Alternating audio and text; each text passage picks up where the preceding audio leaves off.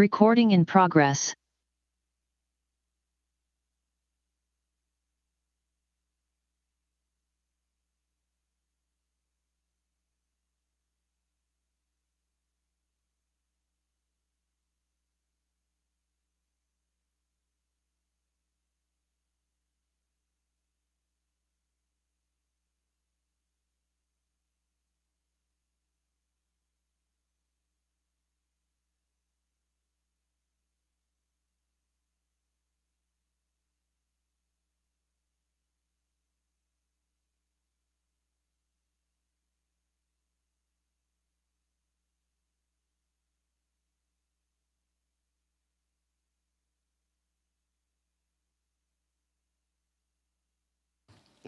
Okay, recognized in time is 6 p.m. I'm going to call this regular meeting of council to order. First, I'd like to acknowledge that this meeting is taking place in the traditional territory of the Sinawas First Nation. First item on the agenda is adoption of the agenda. I'll just make the motion, excuse me, that the July 6, 2022 regular council meeting agenda be adopted with a late item for under 13 or late items, which is a motion to close. And further that items 14 and 15 be moved before item 13 on our agenda. Is there a seconder to that? No seconders? I guess this would be a fairly fast meeting. Okay, so we got Councilor Proctor seconding. And just to bring to council's attention, we do have an in-camera item that will be introduced under late items. And the whole idea of moving 14 and 15 ahead of 13 is so if we have members of the gallery still here at that time, we are not kicking them out and then inviting them back in to do or to participate in the end of the meeting. So, is there any comments, debate, additions, deletions? Go ahead, Councillor Savage. Yes, I'd like to move we put the first motion in 9D as the last motion of 9D. We can't vote if the Village South hearing should be moved to July 27th until we've discussed and voted on the motions which would cause this public hearing to be rescheduled. So the placement of this motion at the beginning undermines the following motions of Mayor Swain and me after that. So if you vote not to move the public hearing to July 27th, then it's an automatic vote against our motions, which would require that rescheduling. So I'm suggesting we put that first motion of 9D at the end after we've heard the other motions, please. Okay, so Councillor Savage is making a motion to amend the agenda by moving 9D, or the first motion 9D. Oh, sorry. What do you want to do again? To move? Well, unfortunately, they're not numbered. So 9D has motion I, and then after that, it has motion II, but motion II contains 3 motions. So I just refer to them all as motions under 9D. And the first one to reschedule Village South should not occur as the first motion. It should occur as the last motion under those So 5 just give me a motions. sec. Perhaps staff can just simply And for clarity, or it probably wasn't very clear on the agenda, that first motion listed there is not required unless one of these motions passes. And so it would not be before council to make that motion until you've finished with your 9D motions. You'll see staff note, it says a subsequent motion, if the following recommendations in 9DI or 9D2 pass, a subsequent motion would be required. That is, and so then that first motion that you're referencing there as a subsequent motion would only occur if council passes either any of the motions in I or II. So through to Director Coates, I think it's the confusion is between 9A. So regarding the 2022 council meeting agenda, and the motion under that, and the beginning of 9D. So what is, I guess, best if staff can just explain the purpose of 9A. The purpose of 9A is to deal with bylaws that are ready to proceed. It's nothing to do with Village South. Village South is already scheduled for July 13th. So there are other bylaws that would be going. All right, so Councillor Savage, do you still want to amend that? No, agenda, or that's just leave fine. it as If we is? have that option, we'll skip the Village South rescheduling until after the other motions then. Thank you. Okay. Anything further with the agenda or adoption of the agenda? Councillor Gusselbrack, go ahead. Yeah, I just want to be absolutely clear what we're talking about is item 9D has a first motion regarding rescheduling. We're not talking about 9A. Is that correct? Well, both have been referenced, but from staff perspective, the first motion under 9D is a sample staff have provided, just so that council is aware up front, before they consider 9D 1 or 2, that motion would be required if any of these motions under 9D 1 or 2 pass. But it definitely has the word subsequent, so it would be subsequent to any of these motions passing. It's not the first motion. So to confirm my understanding, we're not going to change anything at this time. Correct. Thank you. Okay, so unless there's anything further, I'm going to go into call the question. Okay, hearing and seeing nothing. All those in favor and opposed, that's carried unanimously. Okay. So that takes us on to general matters, or number 6. So we have a delegation this evening. We have Mr. John Larson. I believe he is on the call here. He is here this evening to present regarding the development variance permit for 6948 Dickinson Road. So welcome and go ahead. Thank you very much. So good evening, Mayor and Council, and I appreciate the opportunity to speak with you this evening. My name is John Larson, as was mentioned. I'm with CA Design. I'm the agent for the property owners at 6948 Dickinson. So I'm going to take this opportunity to give you a brief overview of a development variance permit that you're going to hear later this evening. And I realize that's a bit unusual, but this is my only opportunity to address you. So bear with me and I'll give you some context and a bit of an overview. I am going to share my screen. I'm not sure how you see it there, but I'm hoping you will see something and we'll carry on. We actually see your screen, so go ahead. Excellent. So no doubt you've read the staff report, so I'll try and be as brief as possible. I really want to highlight 3 main aspects of the application. So the first is that the site clearly has some challenging topography. The second is that really careful attention has been paid to make sure that the design and siting of the home responds to the difficult site grading, but also that it's considerate to adjacent properties. This is something that's very paramount to my clients. And then finally, just to highlight that neighbors were meaningfully considered and consulted to ensure there was no negative impacts to their homes or their properties from the proposed variance. So the slides here, the first one, this is just for context. This is the site location, the 6948. This is Dickinson Road to the south. Obviously, the Strait of Georgia to the north here. There is existing single-family homes to the west, and then there's a newly constructed home to the east. The site sits well below Dickinson Road and has pretty significant grade fall both across the site, but mostly towards the Strait of Georgia.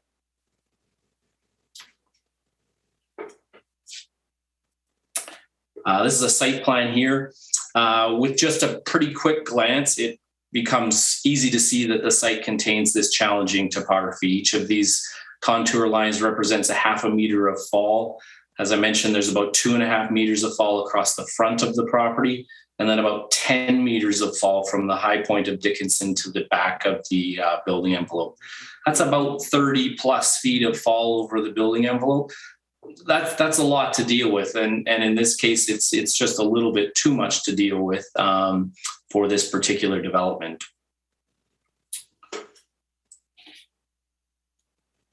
So as a result and as a response to the topography, you can see that the main floor of the building will sit approximately 11.5 feet or 3.5 meters below Dickinson. And that's actually below Dickinson at the center point of the property. It's more like 4.5 meters below to the main floor from the high point of at the property line. This slide shows the road profile of Dickinson. So this blue section cut through the building demonstrates the profile of Dickinson Road. So what you're seeing here is that the highest ridge of the building here, running east-west, is about 10 feet above Dickinson Road. So the majority of the building mass is well below the road. The proposed floor elevation has really been set as low as possible, while still providing a driveway grade that's going to allow manageable vehicle access to the garage, but then more importantly, safe entry to and from Dickinson Road. In addition to the driveway grading, there's a real significant variation in building height between the neighboring property to the east, and this introduces another difficult design challenge. You can see in the photo here that this newly constructed home sits well above my client's property. You can see the retaining walls stacked up here. Really relative to this property, my client's home is going to sit, down in a hole. To put context to that, it's about 11.5 feet lower from the main floor proposed to the main floor of the home to the east. That's a significant amount of grade fall to respond to. And that really dovetails into this second point I mentioned at the beginning about how you respond to this site grading, how you respond to the site retaining. This slide here, back to the site plan, shows the side entry garage to the building. This is the first response. By going side entry, it's going to allow vehicles to maneuver on the driveway apron and then reapproach Dickinson facing forward, avoiding that more dangerous scenario where you'd have to reverse onto that roadway. Further, the building's been pulled back so that it aligns with the setback to the building, or with the setback to the building to the east. And that additional setback from the road allows us to lengthen the driveway and reduce the slope of the driveway. This is critical in making sure that it's a manageable slope for access. The design height of the proposed building measured from top of main floor to the highest ridge is about 7 meters. That's a meter below the maximum allowable in the zoning.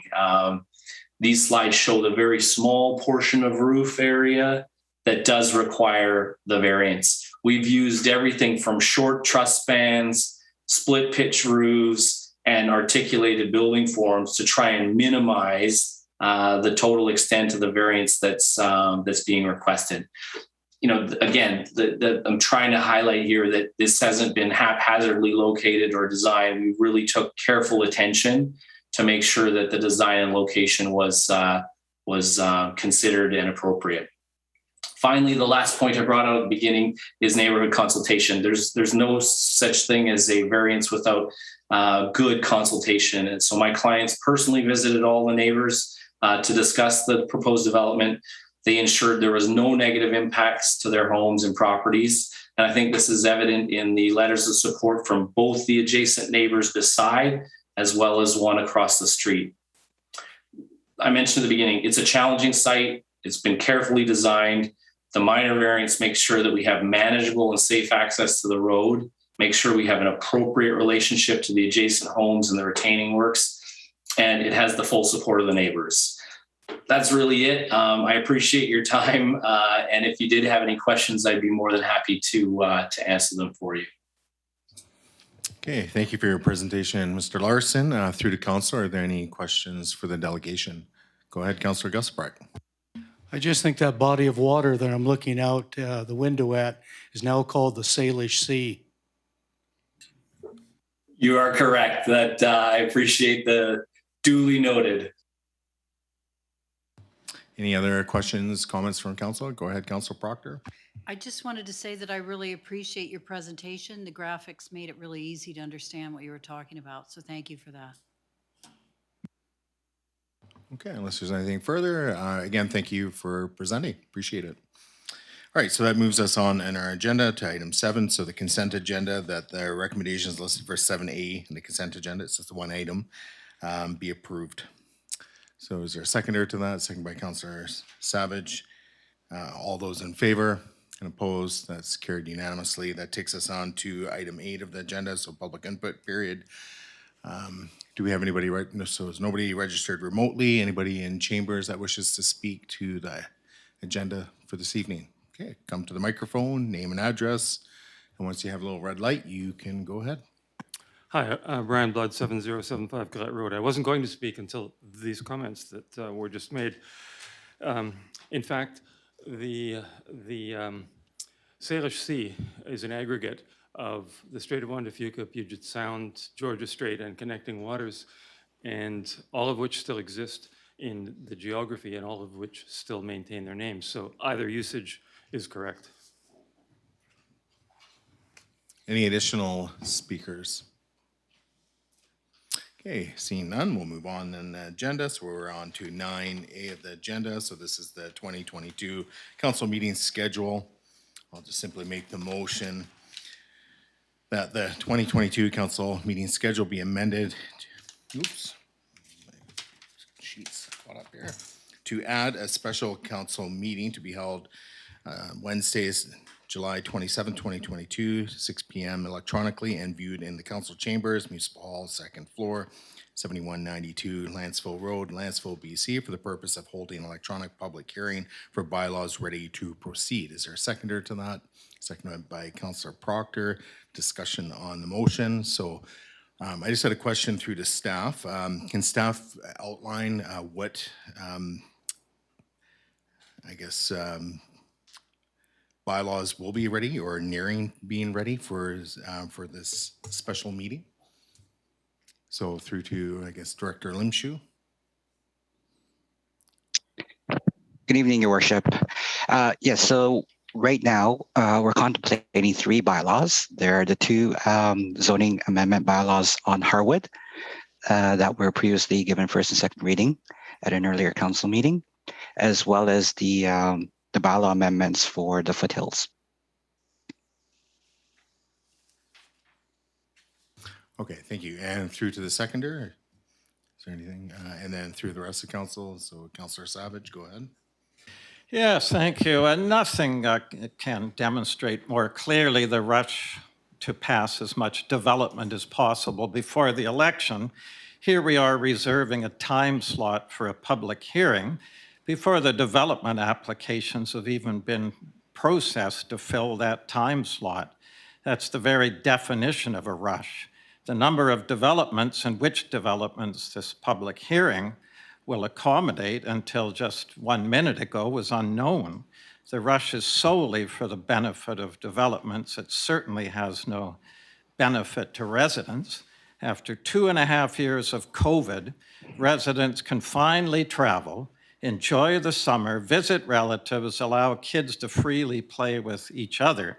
But instead, they're facing a summer of the highest taxes in Lantzville history, a Village South public hearing on July 13th that 96% of residents opposed the last time, and now we're adding yet another public hearing, July 27th, in the very heart of summer, and we're not even telling residents or council what it's for until this very minute. This process represents only 4% of the community and dismisses the 96%.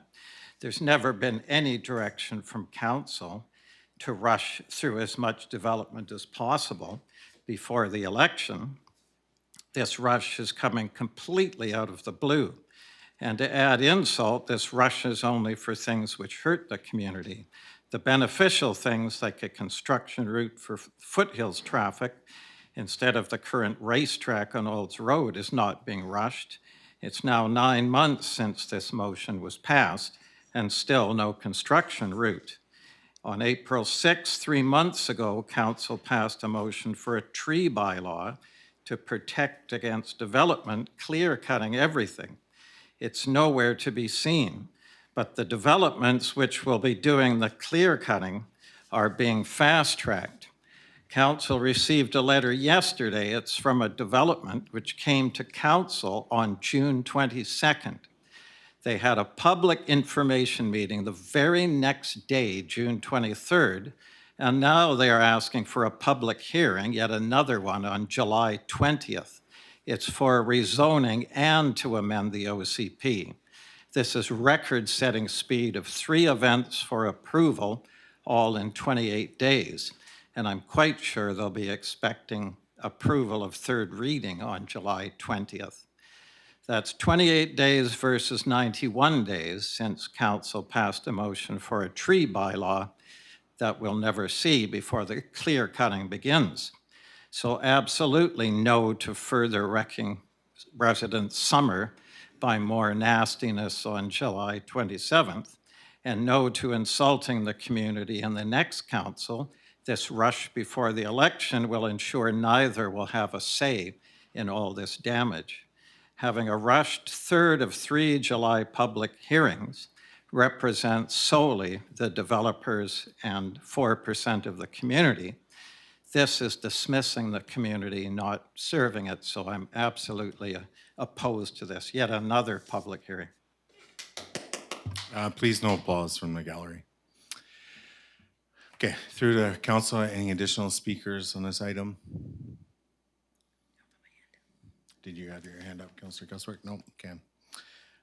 For myself, with respect to scheduling another public hearing during the summer, especially around development, doesn't sit well with me. We discussed this, I believe, before, and I've heard from staff on this, like in terms of, if we're going to be scheduling public hearings, let's avoid the summer months, the summer holiday months where people are likely busy in their lives doing other things and not following what's going on in that community, let alone in council chambers. So it is quite troubling in that regard.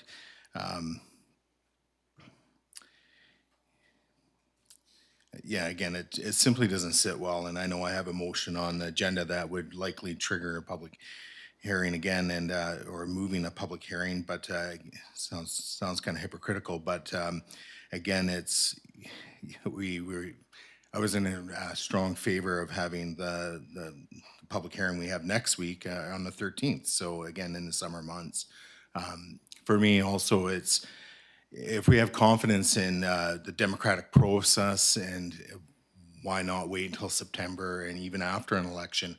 If we truly believe in the democratic process and people being represented, it should be the same outcome. So I'll just leave it at that. Councillor Gusbert, go ahead. Yes, I have a lot of faith in the democratic process, which is the reason that the 5 of us are sitting here and were elected and swore an oath to do our duty while we're on council, not to abdicate it, not to kick perhaps contentious items down the road because we're either afraid to do it or we've been intimidated by various members of the public. We're here to do our job. I have great confidence in the members of this community that they're mature enough to understand that we are proceeding with this process. There's no rush. Staff has put this agenda item on to be prepared, to look ahead, not to be caught with no time to do something. They're being proactive, and I congratulate staff for that, and I can certainly vote in favor of this motion. Okay, go ahead, Director Coates. Yes, in case anybody mistakenly thought from the first speaker's comments that these bylaws have not been to council. Council passed motions on June 22nd. Yes, a point of order, please.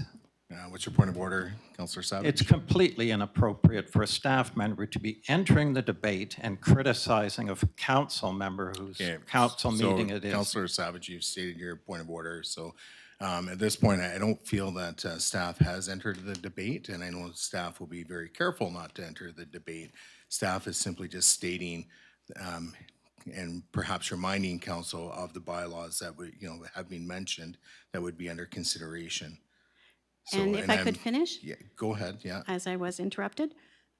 Yes, so the bylaws that were referenced were given readings, and council unanimously passed a motion that a public hearing be scheduled to be held. And so it's, for each of those bylaws, those motions have already been passed in June. Thank you.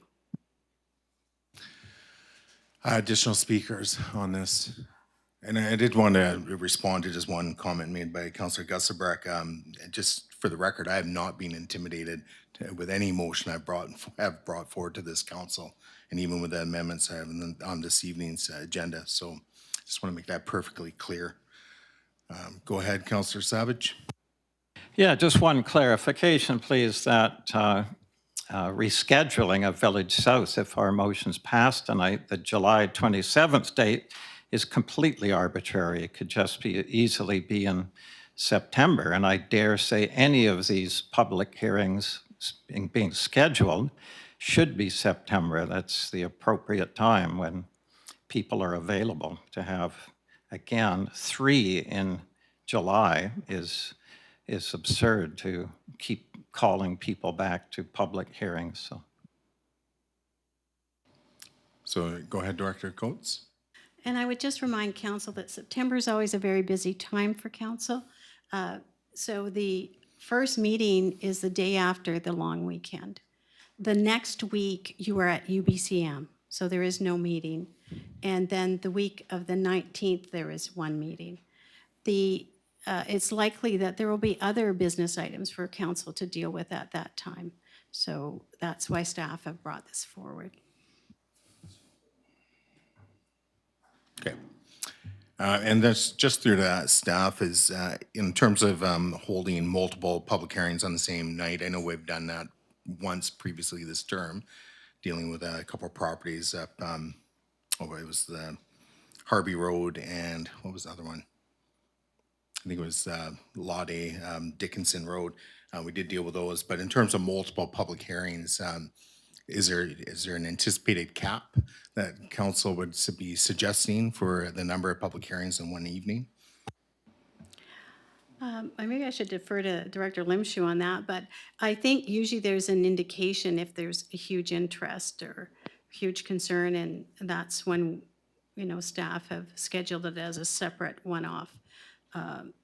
The hearing is dealt with, council deals with one bylaw at a time, or the combined bylaws, one development at a time.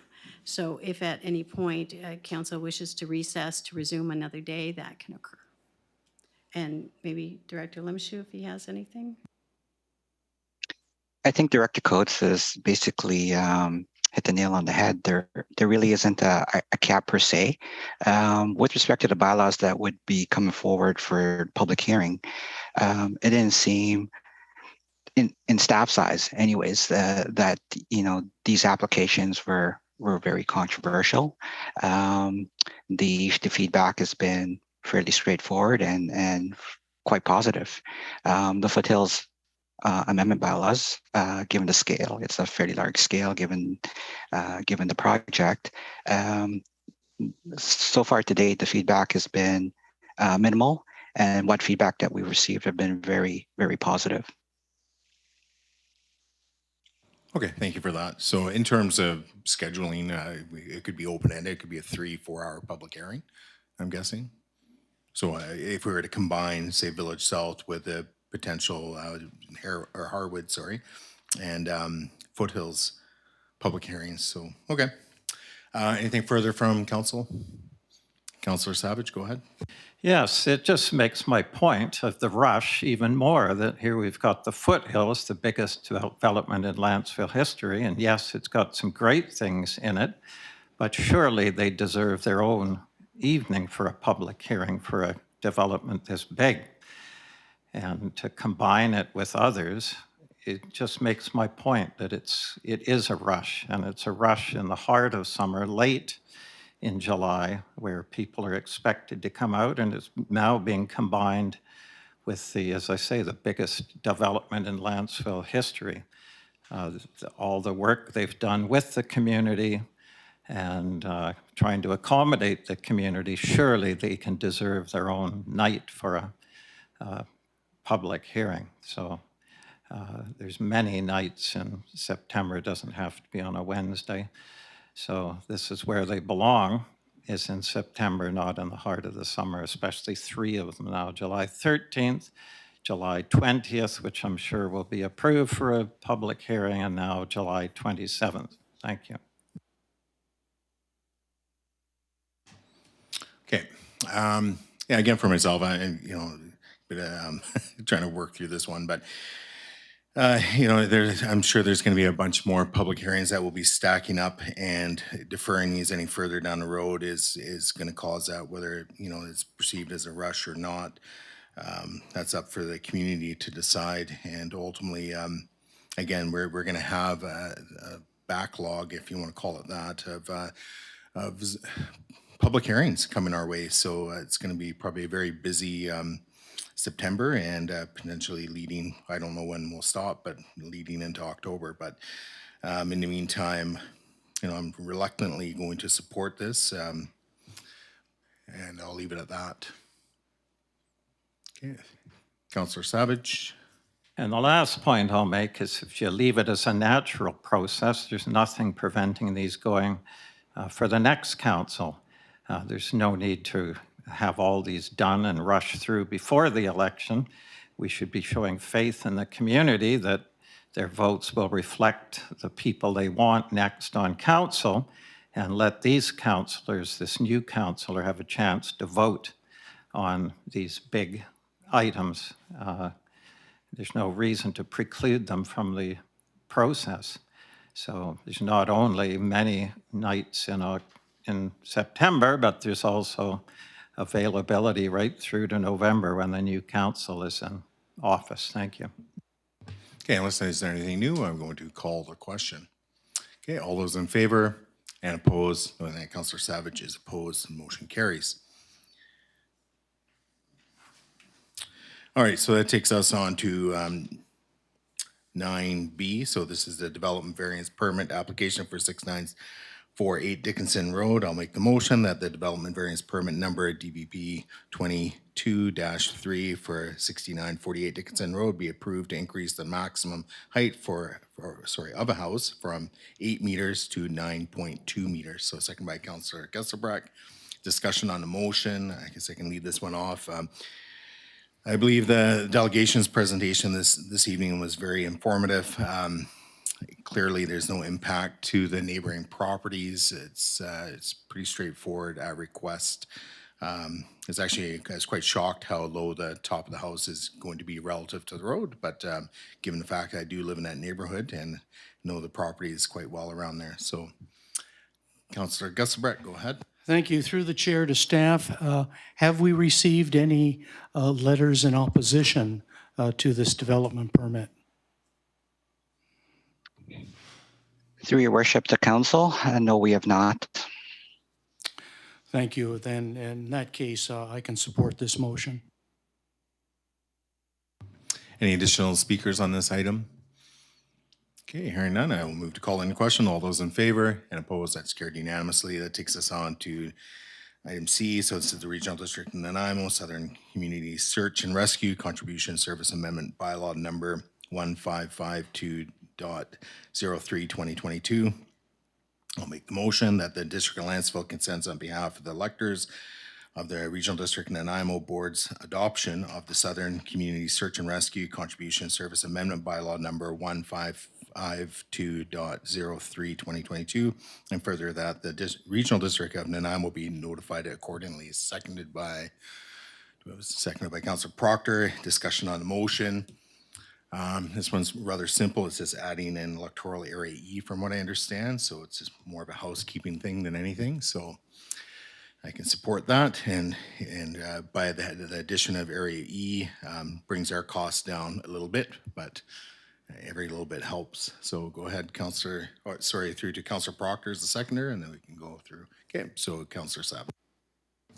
Yes, since this involves requisition, that I think the regional district also needs to get its expenses in order. So as the region grows, I am hoping they use the strategy of keeping their expenses static so that the new income can catch up, because they were also a big increase in taxes this year as well, the regional district. However, this is the wrong one to not approve. These search and rescue people do yeoman's work, and any way we can support them. We're supporting more and more parks, big ones like the foothills coming up, and that means that we're going to be requiring likely more search and rescue. And it's a lot of money for one person, but when you see the joy of success when they're found, it's worth every penny. So I'll be supporting it. Any additional speakers? Okay, hearing or seeing none, I will move to call in question. All those in favor and opposed, that's carried unanimously. Okay, that takes us on to bylaw number 284. So I have a recommendation listed on this evening's agenda. There's a staff note above the recommendation, and that is if this is considered, then we would be looking at scheduling or moving the public hearing to July 27th. So keeping that in mind, so the recommendation, I'll just go ahead and read the motion, that the District of Lantzville Zoning Bylaw Number 180/2020 Amendment, open bracket Village South Special Planning Areas, Special Area Plan Zone, close bracket, Bylaw Number 284/2021, second reading given June 15th, be rescinded, and further that the District of Lantzville Zoning Bylaw Number 180/2020 Amendment, open bracket Village South Special Area Plan Zone, close bracket, Bylaw Number 284/2021 be amended in Schedule 1, Section 4 table by striking the words 25 units per hectare net in the row named area net base density, and where 20% or more, and inserting the words 20 units per hectare net base density, and where 20% or more of the total number of units are affordable housing units. The maximum number of dwelling units may be increased by 5 units per hectare. And bullet 2, 100 units per hectare in row named Area B, apartment, row house, townhouse, and inserting the words 75 units per hectare base density, where 20% or more of the total number of units are affordable housing units. The maximum number of dwelling units may be increased by 25 units per hectare. Third bullet, total units in column 3, and inserting maximum number of dwelling units. Next bullet, total units in the bottom row, and inserting total build out of dwelling units. And lastly, further that the District of Lantzville Zoning Bylaw Number 180/2020 Amendment, open bracket Village South Special Area Plan Zone, close bracket, Bylaw Number 284/2021 be given second reading as amended. Is there a seconder? Seconded by Councillor Savage. So just give me a second here.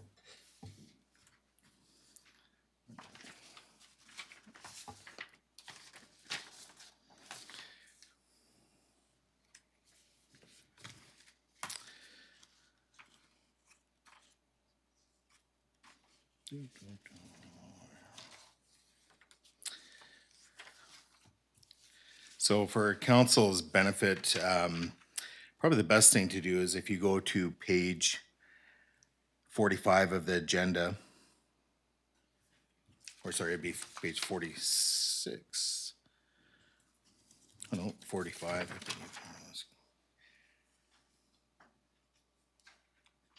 Yeah, sorry, page 45, I had it correct the first time. And basically, this is just an excerpt from the Parksville zoning bylaw. And it basically outlines what I'm trying to achieve here with respect to the Village South zoning bylaw. And basically, the base density in the Parksville zoning bylaw for high-density residential is 75 units per hectare. And if they meet certain criteria, in this case, underground parking and including in the inclusion of affordable housing, then that base density can go up. So with what I'm proposing here in Lantzville, it applies to both Area A and B. And what this would do in its effect is in Area A would allow for approximately 45 units of affordable housing to be created. And in Area B, it would allow for potentially for up to 75 units if the 300 units of housing are sought after, but it would allow for 75 units approximately of potential affordable housing. And it would be with the definitions that are already in our zoning bylaw. So in total, it would be up to a potential of 120 affordable housing units could be created within the District of Lantzville, or more specifically within the village core. After the developer had come back and in response to council's motion that was led by Councillor Wilson with respect to having stronger language around affordable housing, what we received back didn't sit well with me, and it didn't make, I wasn't super comfortable moving forward with it. And I did a little bit of research on my own, and this is what I've come up with. It only took probably 15, 20 minutes to discover what has actually happened in Parksville and is actually being built in Parksville. So one of my hugest concerns about affordable housing is that in Lantzville, if we're between the Clark Med property and the Village South, which represents nearly 1,000 units of housing, if at the end of it, there's no guarantee of affordable housing, I think that's a failure. In my opinion, it's a complete failure.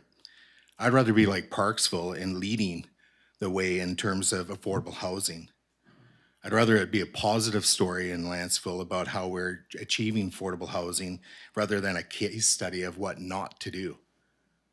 Nearly 1,000 units of housing and nothing allocated or even being shifted towards affordable housing is deeply concerning to me. So simply having a definition in there isn't good enough. We have to have something else in there that is going to encourage, if not facilitate, affordable housing if the build out is going to happen as intended. So I hope council can support this affordable housing amendment. I think it's critical. We know what housing prices are like. We don't have to go too far from Lantzville to know how expensive condos are becoming. An example I believe I used in a past meeting was up on McRobb and Uplands. There's an apartment building up there, a condo building that has about 89 units, if I'm not mistaken. It has mostly underground parking with some surface parking. It's a strata, but when you go on to BC assessment and you look at the values for ground floor facing the parking lot, they're starting at about 400,000. And if you go up to the top floor facing the ocean, larger condo unit, they're 900,000. And then if you actually put it into what they're worth, you're basically looking at $500,000 to get into the building. And if you want a really nice place, you're looking at north of $1 million. This is not affordable housing. I think we have to do better in terms of rewriting the zoning bylaw, which is now our bylaw. This is our rewrite. We've taken it over from the developer now who has proposed this. And it's up to us now to turn it into something that can actually have a profound effect into the future. Let's be leaders. Let's be like Parksville and other communities that actually see through when it comes to affordable housing. It's pretty simple. So I hope council can support this amendment. This isn't an amendment to delay the process, which I'll speak to in my next round if I get a chance. So through to Councillor Savage, it's the seconder if you wish, and then through the rest of council. Yes, thank you. So there's a number of different types of affordable housing. For me, very small homes on small lots are more affordable, obviously, than bigger houses on small lots. There's a motion from the NIMO to the provincial government to build the tiny homes, tiny houses into the building bylaw. That will be forthcoming, I would think, fairly soon. So there's another one where you've got somewhat communal living with tiny homes. However, what Mayor Swain's talking about, these are literally formal affordable housing. And it's a program where the provincial government, you take a certain number of units in an apartment building, and the provincial government subsidizes the rent paid for these units, and it's often to enhance or allow a workforce to thrive in an expensive area. So Parksville's main concern is that they just can't have a workforce. It's not affordable for a workforce to support their population. There's a lot of seniors there. So their solution is to mandate when things are being built, there's a certain number of units, either to buy or to rent, that we will subsidize so that they're affordable. And this is what Mayor Swain's talking about. So in terms of the philosophy of having the government take from some to subsidize others for their housing, it's a little bit different in this case because it's more tied in with the economy. Sometimes you'll find yourself in situations like in Tofino, for example, where the housing is so expensive and so lacking, they have waiters. I've asked them this a number of times. They live in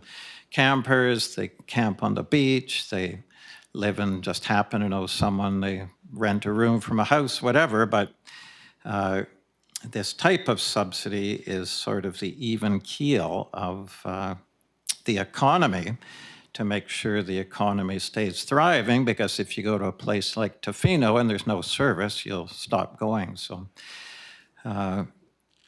anyway, that's why I think philosophically it works, because it's helping the workforce in a particular area. Now, the other strategy for affordable housing is elsewhere in BC. It helps the economy also immensely to have people move to central and north BC, where there's lots of work and housing is much cheaper. However, as I say, this to me gives that ability to help keep your workforce in your own community. So it's what's been brought up so many different times by the developer rep, has probably brought it up 100 times, affordability, you need these apartments for affordability. Well, the one that Mayor Swain's talking about, I saw a listing for a 2-bedroom, $749,000, so that's not what I'd call affordable. So this is literally making them affordable. I've heard most of council here espouse affordability a number of times, but it's not real affordability, because you think just because they're apartments, they're going to be affordable. So I'm going to strongly support this.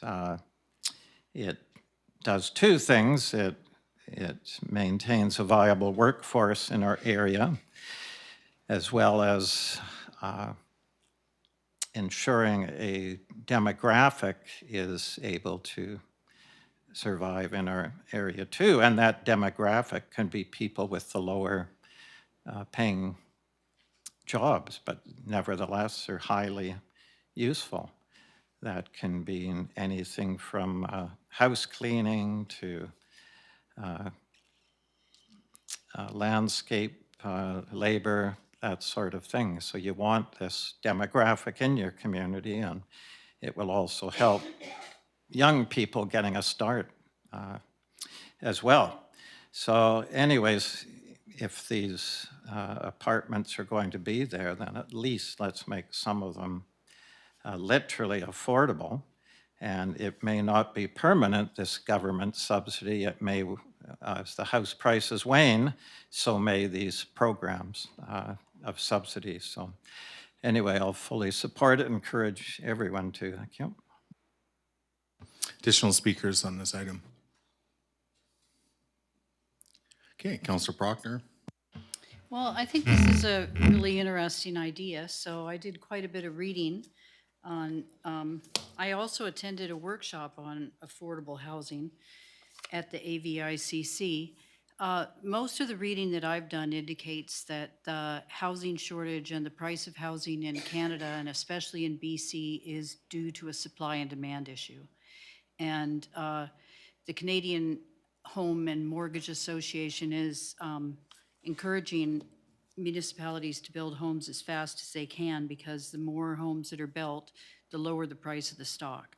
And they've even suggested in a recent article that it doesn't matter what the price of the homes you build are, any stock will reduce the price of housing. So I think that that's number one. Then number two, I thought, I wonder what people in Lantzville think about affordable housing. And I looked at the definition of affordable housing that Mayor Swain supplied, and that's really non-market rentals is what that is referring to, is government subsidized housing, so that the rent is subsidized by the government and people of lower income can afford to live in a neighborhood. And I thought, I wonder what the people of Lantzville think of that, because a large portion of the people in Lantzville came out against Cruise Plus and the apartments that would be above it, because they thought that it would bring prostitutes and drug dealers to Lantzville. So I'm not sure what people would think of non-market subsidized housing. So then I went to the OCP, and I was thrilled to see that we actually have a definition for affordable housing on page 10. But unfortunately, that's the only place affordable housing is mentioned in the entire OCP. It's not mentioned in the visions, it's not mentioned in the goals, it's not mentioned in any of the special plan area policies and guidelines that we refer to continually for Village South. There is one small section under Goal 4. Goal 4 is to provide housing choices. Page 74, there's a section called Affordable Housing Choice and Care Facilities. So the word of affordable housing is there, but then the entire section, which is a page and a half, only talks about senior care facilities. It doesn't refer to affordable housing. So from that, I'm really left to deduce that most people in Lantzville didn't have affordable housing in their mind when they participated in the OCP. Thank you. Okay, Councillor Gusbart, go ahead. Thank you. I have a couple of questions. My first question is through to the mayor. Where in Parksville is the example that you gave us of affordable housing? So through to Councillor Gusbart, the example that I was looking at was at 270 Dunbar Way, Parksville. And there's a second building, which is 232 Dunbar Way, Parksville, both of which have basically affordable housing agreements in place. And are those apartment blocks? Yes, they are apartments, And how many stories? 4 stories. All right. Does your definition of subsidized housing, does that include things like subsidized housing for persons with addictions, similar to on Uplands Drive or on Hillside? Would that be a form of subsidized housing? For starters, it's not my definition. It's the definition that was taken from the Parksville Zoning Bylaw. But would that be included in what you're looking for? No, it's not. All right. So you won't have to worry about the drug dealers or prostitutes. So I guess my big question is, what's affordable? What's your definition of affordable? And how is it made affordable or would be made affordable here in Lantzville?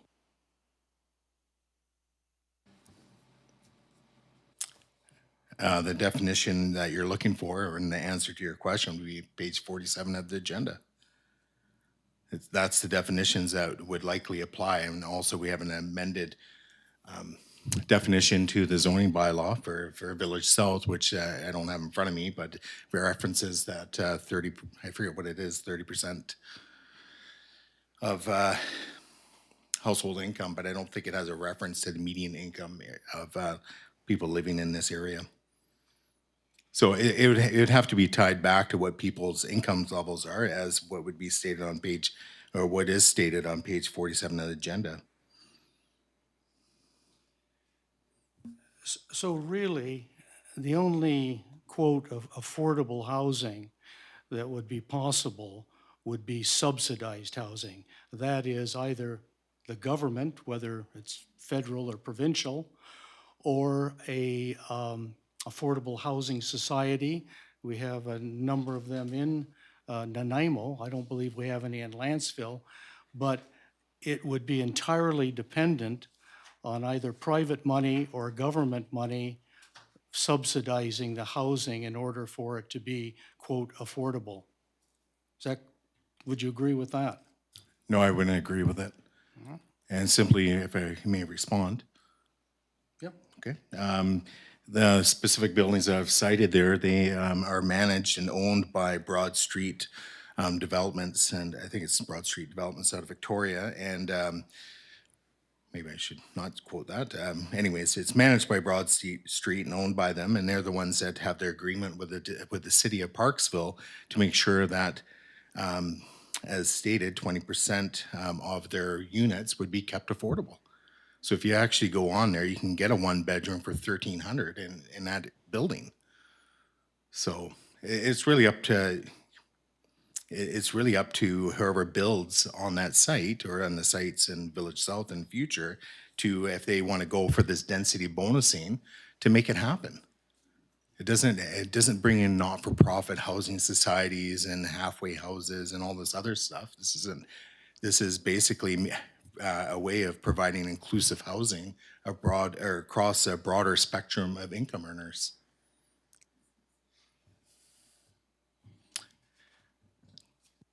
Thank you. Okay, any first-time speakers or? Okay, Councillor Wilson.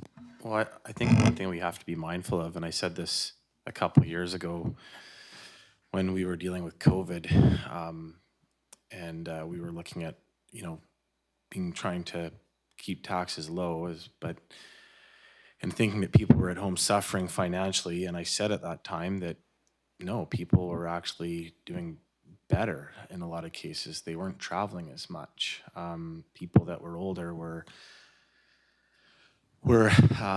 staying at home, eating at home. And so though we saw at that time, over the last 2 years, is the largest increase in property values that we've ever seen. And now we're in a place where I think the statistics were last month that just in Nanaimo alone, that the prices had dropped 15% and that we're on our way to 30% drop. So I think that with seeing a bit of a market correction, as well as seeing possibly a supply increase overall in the province, we're going to see some corrections where places will become more profitable. In fact, it's probably also, and the unfortunate thing, it's going to turn into a situation where there isn't the incentive, if you will, for people to develop is going to be taken away. So I think that there's going to be a natural correction here. I said 2 years ago that we were going to see people having more disposable income. We saw a construction boom because of it. And now I think we're going to see things go the other way based upon the statistics that we're seeing in the real estate market right now. I know what I'm doing with my money, for instance, and so I just sort of look at where we're headed, and I think that we're going to see a massive correction here. So I think, as far as I'm concerned, I won't support this motion at this time because I think that we're going to be seeing a natural sort of curve in our economy to make things more affordable overall. Thank you. Okay, and first-time speakers, or second-time speakers, so Councillor Proctor, you had your hand up. I had a question through you to staff. Director Limshu, I'm wondering if in the zoning for Village South, is there a guarantee that there'll be rental apartments built? Is it zoned so that those 4-story buildings have to be rental apartments?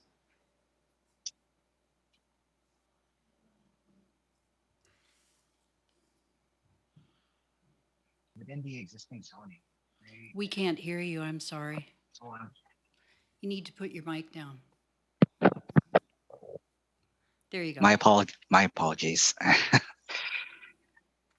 So if council were to refer to page 41 of their agenda package, it talks about, I guess, item or section 11, building height. There's a table there, and it identifies the types of structures in the first column, and then it talks about the maximum height for those uses. So within the first column, the second row, apartments, affordable housing, assisted living, community care, mixed use, senior supportive housing. All those types of buildings could be built to 4 stories as per the way the bylaw is written currently. But it's possible that it's built out according to the bylaw and there are no rental apartments. It is possible. So would we require a policy on affordable housing to implement this idea? Because we have no policy. I'm assuming we don't have a policy because we also don't have a strategic goal to have affordable housing in Lantzville. There's, as far as I can tell, there's no explicit policy surrounding the construction of affordable housing. So it sounds like it's a little nefarious, because I think that what happened in Parksville is that somebody applied to build a rental apartment building and they were told, yeah, you can put that many units in if 20% of them are affordable. And they went, well, let me just think about it. They went back to their accountant and they came forward and said, yeah, okay. But that's not what we're looking at here in Lantzville. Well, there's nothing to prevent rental apartments from being constructed under the current bylaw. But to say specifically that a certain portion has to be rental, there currently isn't anything that's that explicit in the bylaw. Thank you. And also, do you know, does Parksville have affordable housing policy? Do any of the municipalities around here have that sort of policy? Or if you don't know, that's fine.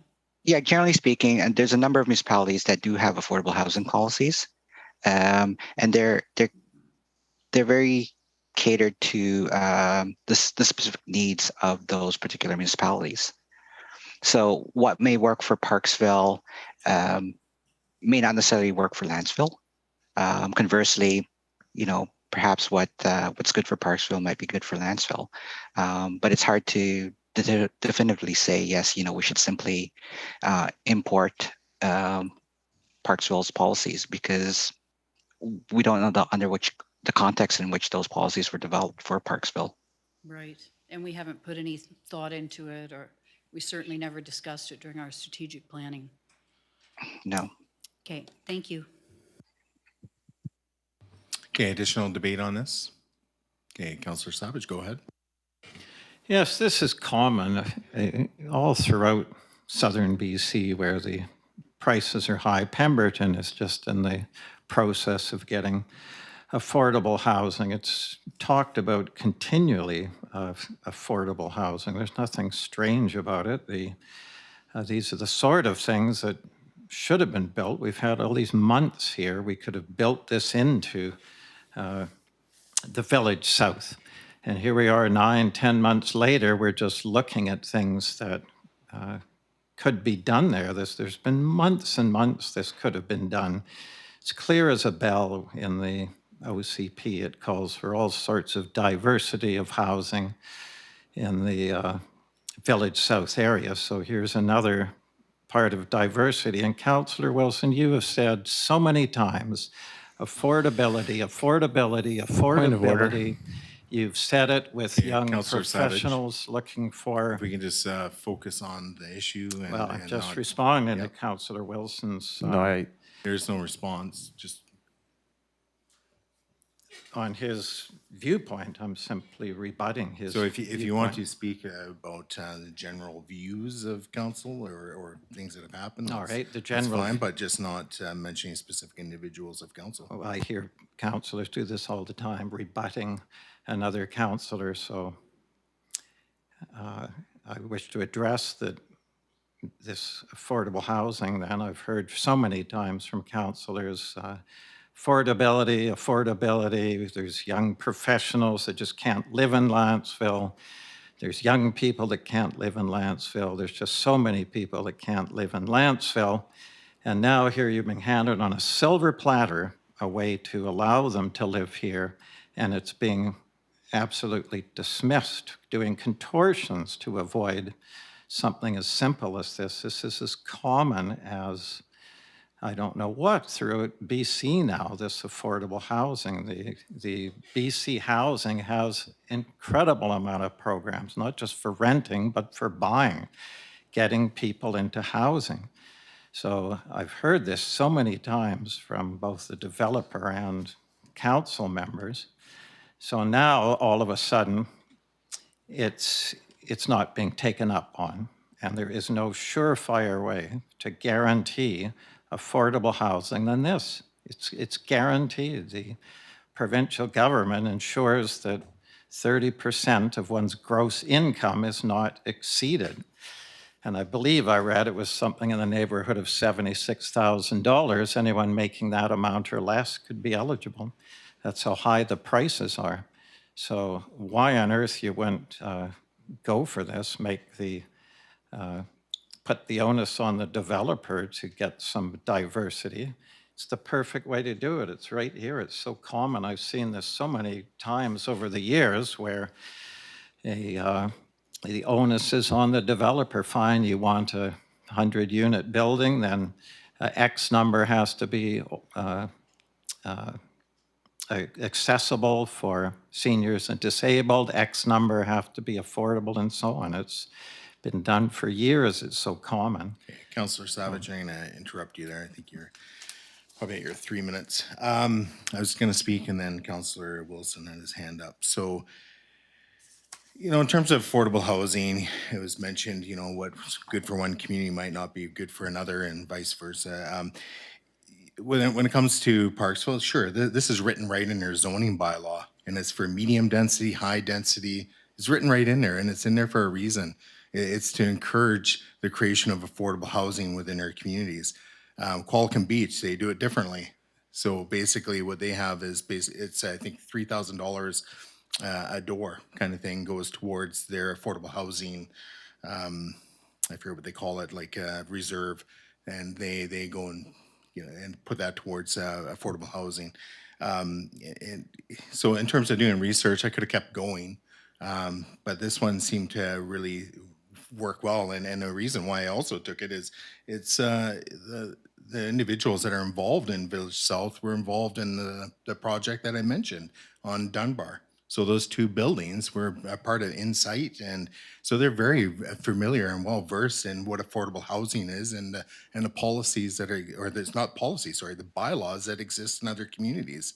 Why it's not good for Lantzville, I have no idea. We want to create some affordable housing. This isn't ghetto housing, or the housing that, you know, people are maybe afraid of because it's going to be, you know, dealing with addictions and mental health, that sort of stuff. This is housing for people that will likely live and work in our community.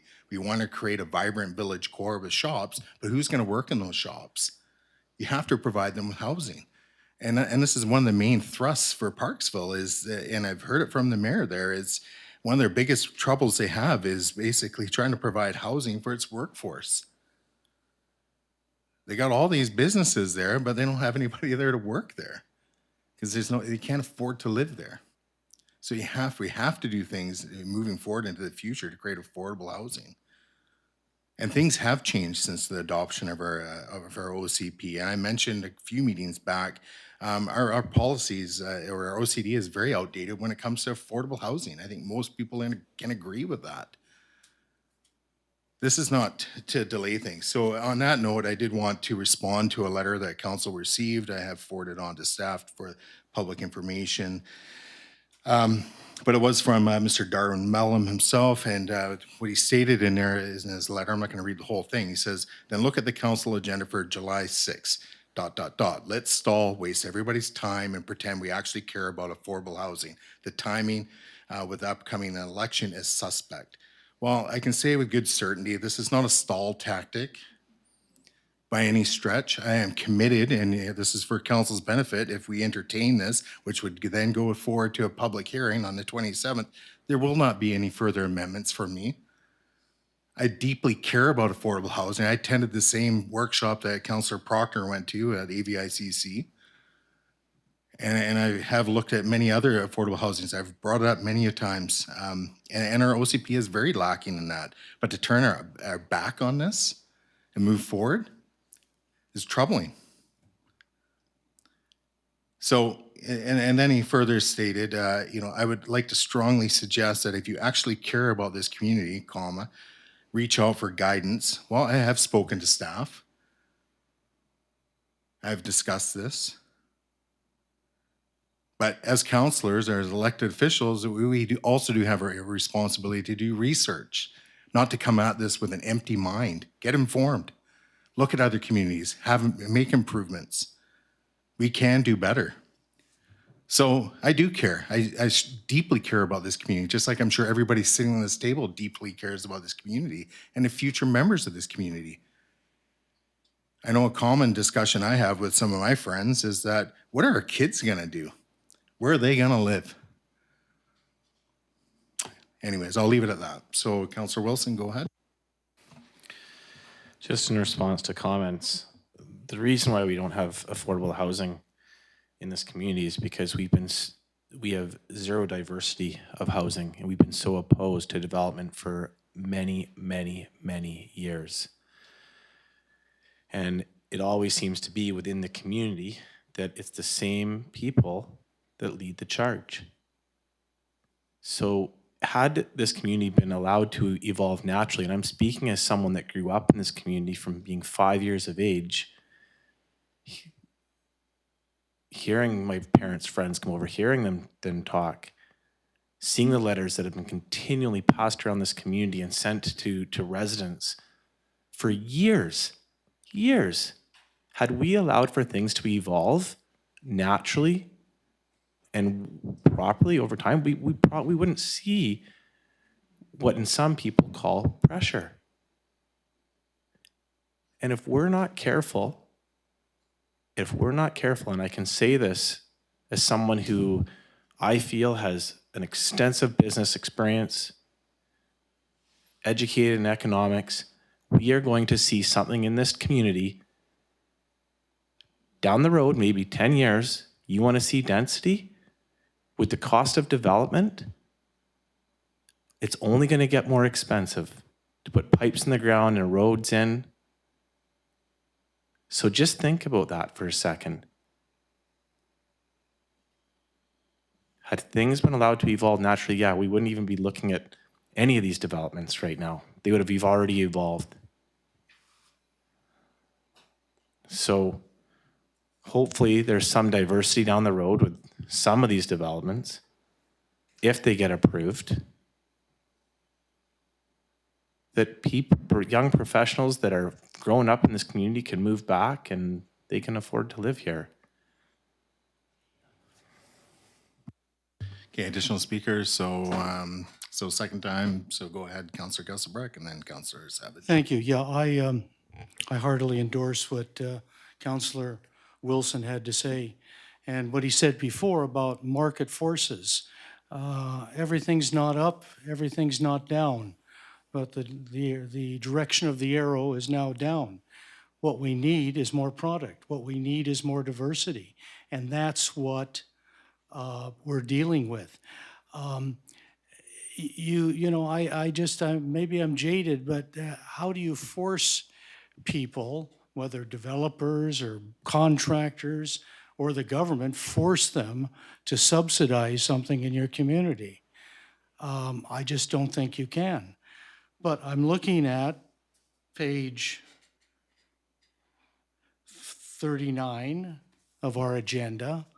I'm looking at what's proposed in the zoning bylaw for Village South, and it very clearly on page 38, page 39, it talks about an Area A, cluster housing, duplex, row house, etc. Area B, apartments, assisted living, community care.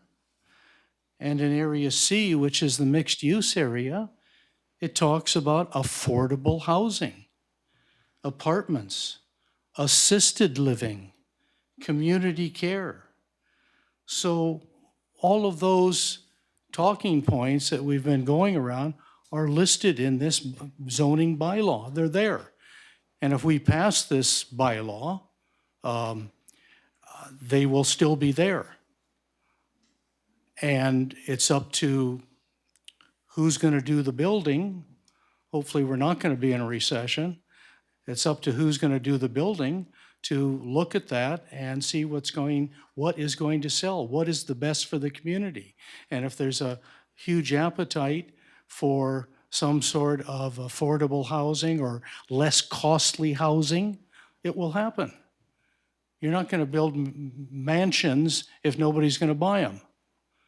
If the appetite is for smaller units, I don't know if we're going tiny homes yet, but I'm open to that in the appropriate area. I'm open to patio homes. I'm open to smaller homes. And that is right now, aside from tiny homes, that is in the bylaw. So I can't support this motion. I think we already have it. And there. Okay, just hold on 2 seconds, Councillor Savage. Director Coates, the hands up for that. Thank you. Yeah, I felt I would be remiss if I didn't share with council, as I had shared with you, that the reason why the exact wording of the Parksville bylaw is not in this recommendation is because Parksville was so much further along in the process when they amended their zoning bylaw. They had a developer who was working with the CMHC, and it was a requirement of their funding arrangement that they have an affordable housing agreement. That property already had an affordable housing agreement registered, and this was an update 2 years afterwards. So it's something that, it takes a while to evolve to that stage, and we are not at that stage, which is why the wording here is a bit different than the Parksville one. Councillor Savage? Yes, this is also for seniors as well, to allow them to get into more affordable housing. So you talk about diversity. I offered a motion for guaranteed, and by the way, these other things listed here, those are permitted uses. They're not guaranteed uses. I offered a motion guaranteed 100 units, 1,200 square feet or less. Small homes, small lots, affordable. I offered 20 units of 807 square feet or smaller, guaranteed. Those were motions. I offered a motion to have 20 accessible units for disabled. Nothing is in here like that. I offered that as a motion. Number 4, Mayor Swain is offering affordable housing, which I keep hearing about on a silver platter, guaranteed. It's common all over BC. All 4 motions, defeated, defeated, defeated, defeated. Your words ring hollow, completely Okay, hollow. Councillor Savage. Okay, so I will speak to... Point of order. What's your point of order? I want a retraction from that last statement from Councillor Savage. I don't think it I was don't think that's a called for. point of order. Well, either we're going to be respectful and civil here, or it evolves into something else. I haven't, Yes, I've interjected Councillor Gusselbreck, and he's stopped speaking. So, thank you. okay. So in terms of diversity, getting back to debate on this, we hear about this, and this is one of these false narratives that's going through our community, unfortunately, and it really bothers me because just to refresh everybody's memory, their zoning has been passed on the Clark Med property. We're now waiting for a phase development agreement, and basically what that's going to permit is a lot of diversity. The only thing it doesn't have is apartments. It has cluster housing, duplexes, houses, row houses, townhouses, no big lots. I think we all know that. There's not going to be any big lots in there. I don't even think they break a quarter of an acre. I think they're about 600 meters squared. That's about the top end of it. Big enough for potentially a suite, and that's it. And then the rest is small. Lots of diversity. And unfortunately, in my opinion, we missed the boat on that one in the sense that, we probably could have had some provisions in there around affordable housing as well. But, live and learn. And I think that's what we're going through here is a learning process. We have one shot at doing this right in our village core. In Parksville, for instance, that the area I'm talking about is off Desperard, and it's a big site. It's not right in the downtown core area. There's lots of other development sites. Is it the right development, the wrong development? I'm not going to comment on that. But they have lots of other areas that they can move forward on and do other developments. For us, this is it. This is our one shot to do it right. So why wouldn't we entertain affordable housing? Or at least kick this back to staff and have staff do a fulsome report on it and give us some options. I may not be presenting the best option on affordable housing, but to turn our backs on this, it doesn't make sense to me. This is not a delay tactic. It's troubling. So to proceed ahead and not seriously consider this, again, we're going to become a case study of having a community where we enter into nearly 1,000 units of housing and not one is set aside for affordable housing. In my opinion, that's shameful. It is not looking out for our entire community, the broad spectrum of people that live here or may want to live here at some point. We hear about that. People may want to move to this community. Let's provide them with some housing. But hold on a second, if you're not coming here with at least $500,000 in your pocket, you're not welcome. Why aren't we creating something that's affordable across the spectrum of income earners and families? Something to think about. But again, at a minimum, you think this would be kicked back to staff, but I don't feel that this council will entertain that, so what's the point? Through the rest of the council, is there any further debate, or I'm going to call the question? So go ahead, Councillor Savage. Yes, I just want to put a fine point on the difference between permitted uses and what we can expect. Area A can have all houses and nothing but.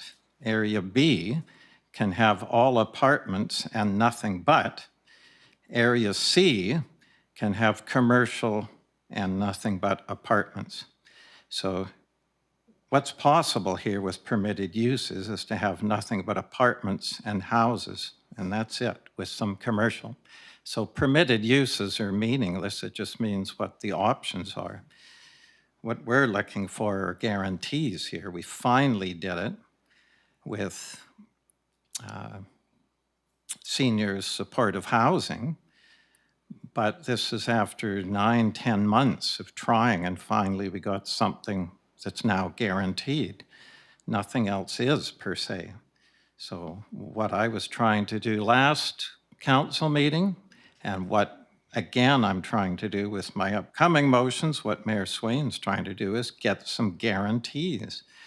I've never seen a development like this with fewer guarantees.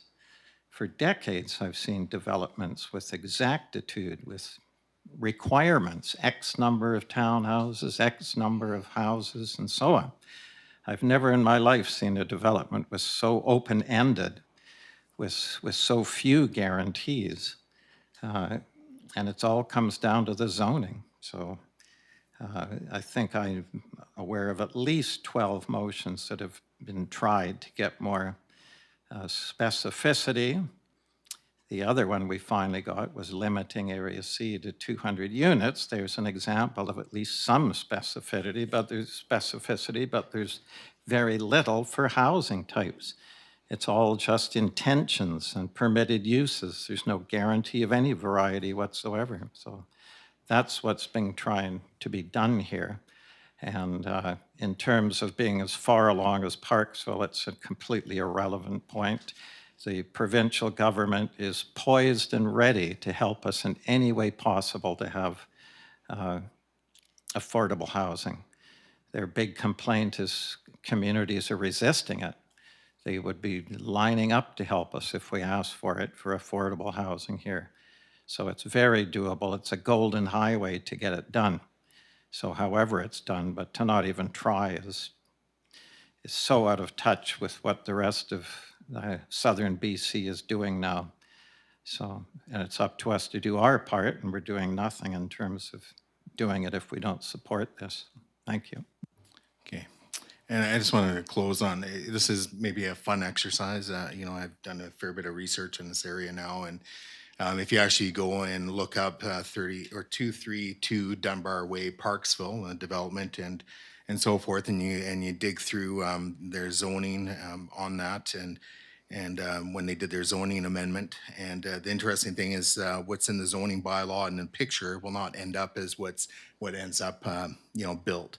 And the interesting thing is when you look at that building, or what they had shown was two wonderful ponds and this beautiful site and buildings, and what it appeared to be nothing but underground parking turned into basically a huge parking lot with two buildings, no ponds, and a teeny tiny little common space with a tiny little dog run and maybe a dozen raised garden beds for 138 units to share. So again, if it's not in your zoning bylaw, you don't know what's going to end up happening. If it's not tightened up, again, we could have affordable housing in there, like that's going to happen. You have to put this stuff in your bylaw. And that's what I've learned as I've gone along this process and in my term on council, is that if it's not in the zoning bylaw, good luck.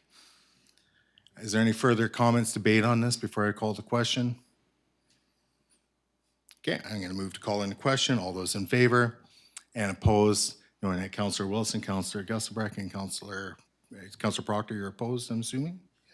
Well, okay, your hand went down before I turned. So Councillor Proctor is opposed. The motion fails. All right, so that takes us on to the next one, so D2. So Councillor Savage, the floor is yours. Yep, that District of Lantzville Zoning Bylaw number 180, 2020, Amendment Village South Special Area Plan Zone, Bylaw number 284, 2021, second reading given June 15th, be rescinded, and further that District of Lantzville Zoning Bylaw number 180, 2020, Amendment Village South Special Area Plan Zone, Bylaw number 264, 2021, Schedule 1 be amended in subsection 11 by striking the words mixed use after the words community care in row 1, and inserting the words mixed use after the word townhouse in row 2, and further that District of Lantzville Zoning Bylaw number 180, 2020, Amendment Village South Special Area Plan Zone, Bylaw number 284, 2021, be given second reading as amended. Okay, looking for a seconder on this item? Okay, I will second it. Go ahead, Councillor Savage. Yes, basically the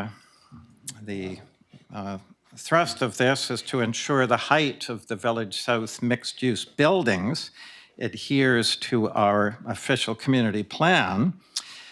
The Village South Land Use Table in section 11.1.2 of the OCP states supported building height 3 stories for mixed-use buildings. There is nothing in our OCP that allows mixed-use buildings to be 4 stories. There are a number of other OCP sections which support the 3-story height for mixed-use buildings, and I've listed them in my written report. So what are mixed-use buildings or zoning bylaw? Our zoning bylaw definition is a building that is at least 2 stories high and where the entire ground floor use is commercial, and at least one of the stories above the ground floor contains apartments. This means you can have a 4-story office building with some apartments in it, like a few big penthouse condos on the top floor, or a few little apartments occupying just part of the second floor. And take note, there is no limit to the amount of 4-story office buildings containing a few apartments you could have in Area C. Area C is 7.9 acres with a floor area ratio of 2 that would theoretically allow 688,000 square feet of floor space in mixed-use buildings. So do we want 7.9 acres of 4-story buildings in Area C, which is adjacent to our village?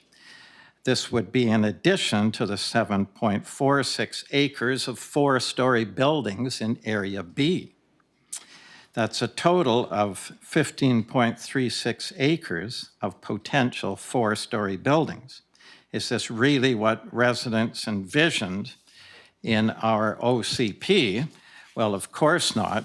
And in order to maintain village scale, mixed-use buildings must follow the OCP's limit of 3 stories. Somehow they became 4 stories, I don't know how, and they're in the zoning bylaw now as being allowed to be 4 stories, which is complete contradiction of our OCP.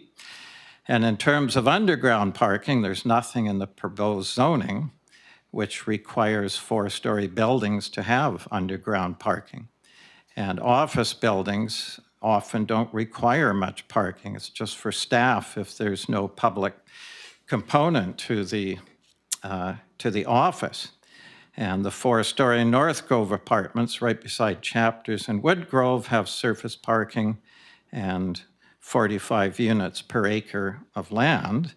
The Lindley Valley Drive apartments on uplands near Turner have underground parking and only 36 units per acre. With both, most of the land is covered in asphalt. So the key I'm saying here is by being 3-story buildings doesn't mean there's going to be a lot more green space and less parking. There was not much parking with 3-story office buildings. So the argument that we can't have 3 stories because we won't have underground parking doesn't really hold water in terms of the ratio of asphalt to green space. So there's no hard and fast rules of that. So anyway, so while the office buildings are a tax benefit and they are taxed at the commercial rate and they have a light footprint in terms of traffic, is the village setting really the right spot for them? So all this can be accomplished more village scale just by simply reducing these mixed-use buildings. And you have to remember that the best use of the land is to go 4 stories, and it's allowed all in Area C, mixed-use buildings, just by having an office building that's commercial, and then a few apartments, and there's maximum square footage you can get for your land. So I'll leave it at that. That's the thrust of it. Thank you. Well, that was impeccable right on 5 minutes. So, so through to the rest of the council, speaking to this motion.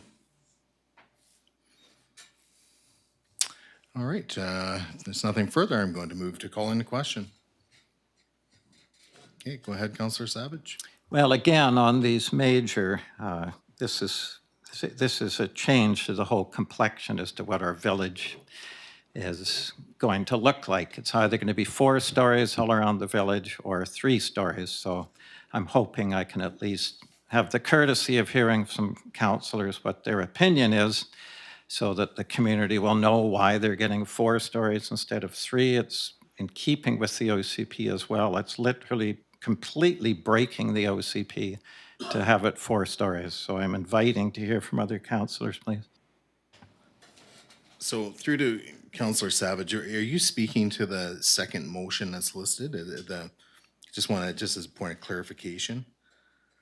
Yes, On page that 3. motion is mixed-use buildings. Yeah. My very first motion, which I'm doing, it's mixed-use buildings, and I want them 3 stories mandated in the zoning bylaw instead of 4 stories, where they're allowed to be up to 4 stories in the zoning bylaw, which is in complete contradiction to the OCP.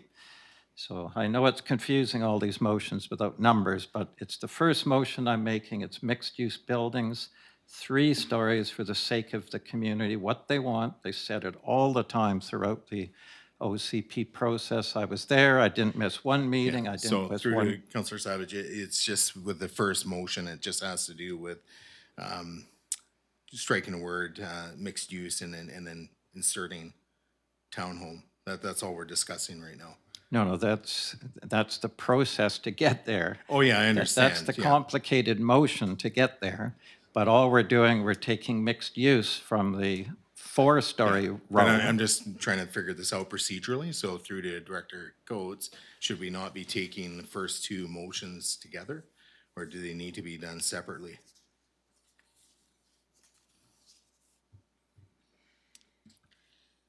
Well, certainly that was the author's suggestion, was that they would be 3 separate motions. From a staff perspective, it would have been much more economical word-wise and space in the agenda if it had simply been 1 motion and the edits were in bullets, as was the case in your motion.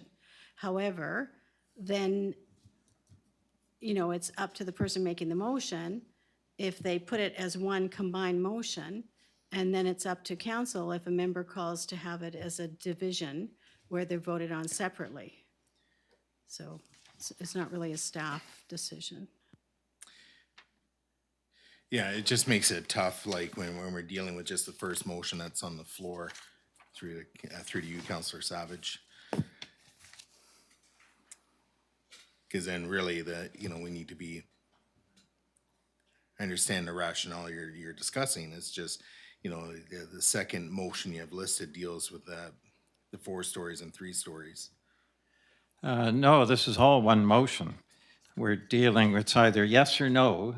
This whole motion I'm making, Yeah. it's either yes or no to 3-story mixed-use buildings. The whole thing is there. And the wording, don't worry about the wording, that's just moving where it says height. Yeah, but I believe you only read the first motion. Oh, well, let me review it then. I meant to read all 3. But and it's just more of a procedural thing. Yep. Because there are 3 independent motions that are presented. All right, I apologize if I did that. I'll reread the motion. I had intended to have it all at once, so I'm sure I read the whole thing. Maybe Director Coates can tell us. No, you read the first motion. It started with that District of Lantzville and then ended, be given second reading as amended. It didn't go into your second motion has a different edit in subsection 11 than the first motion.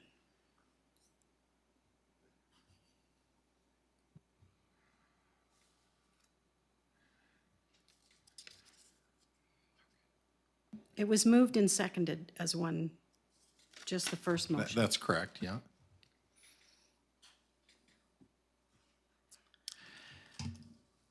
Well, my second motion is underground parking there. It has nothing to do with mixed housing. Okay.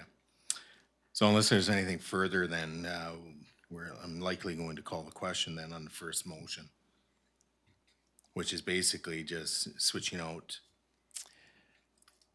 or striking the words mixed use and inserting townhome. That's Yeah, what you're. no, you're changing. if I could clarify, please, this Sure. is very important, we understand this.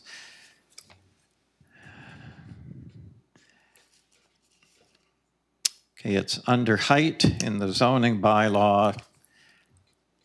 And every time I get paperwork, it's outdated at the next meeting in terms of numbers, so. Yeah, height, okay, it's page 41 of our agenda.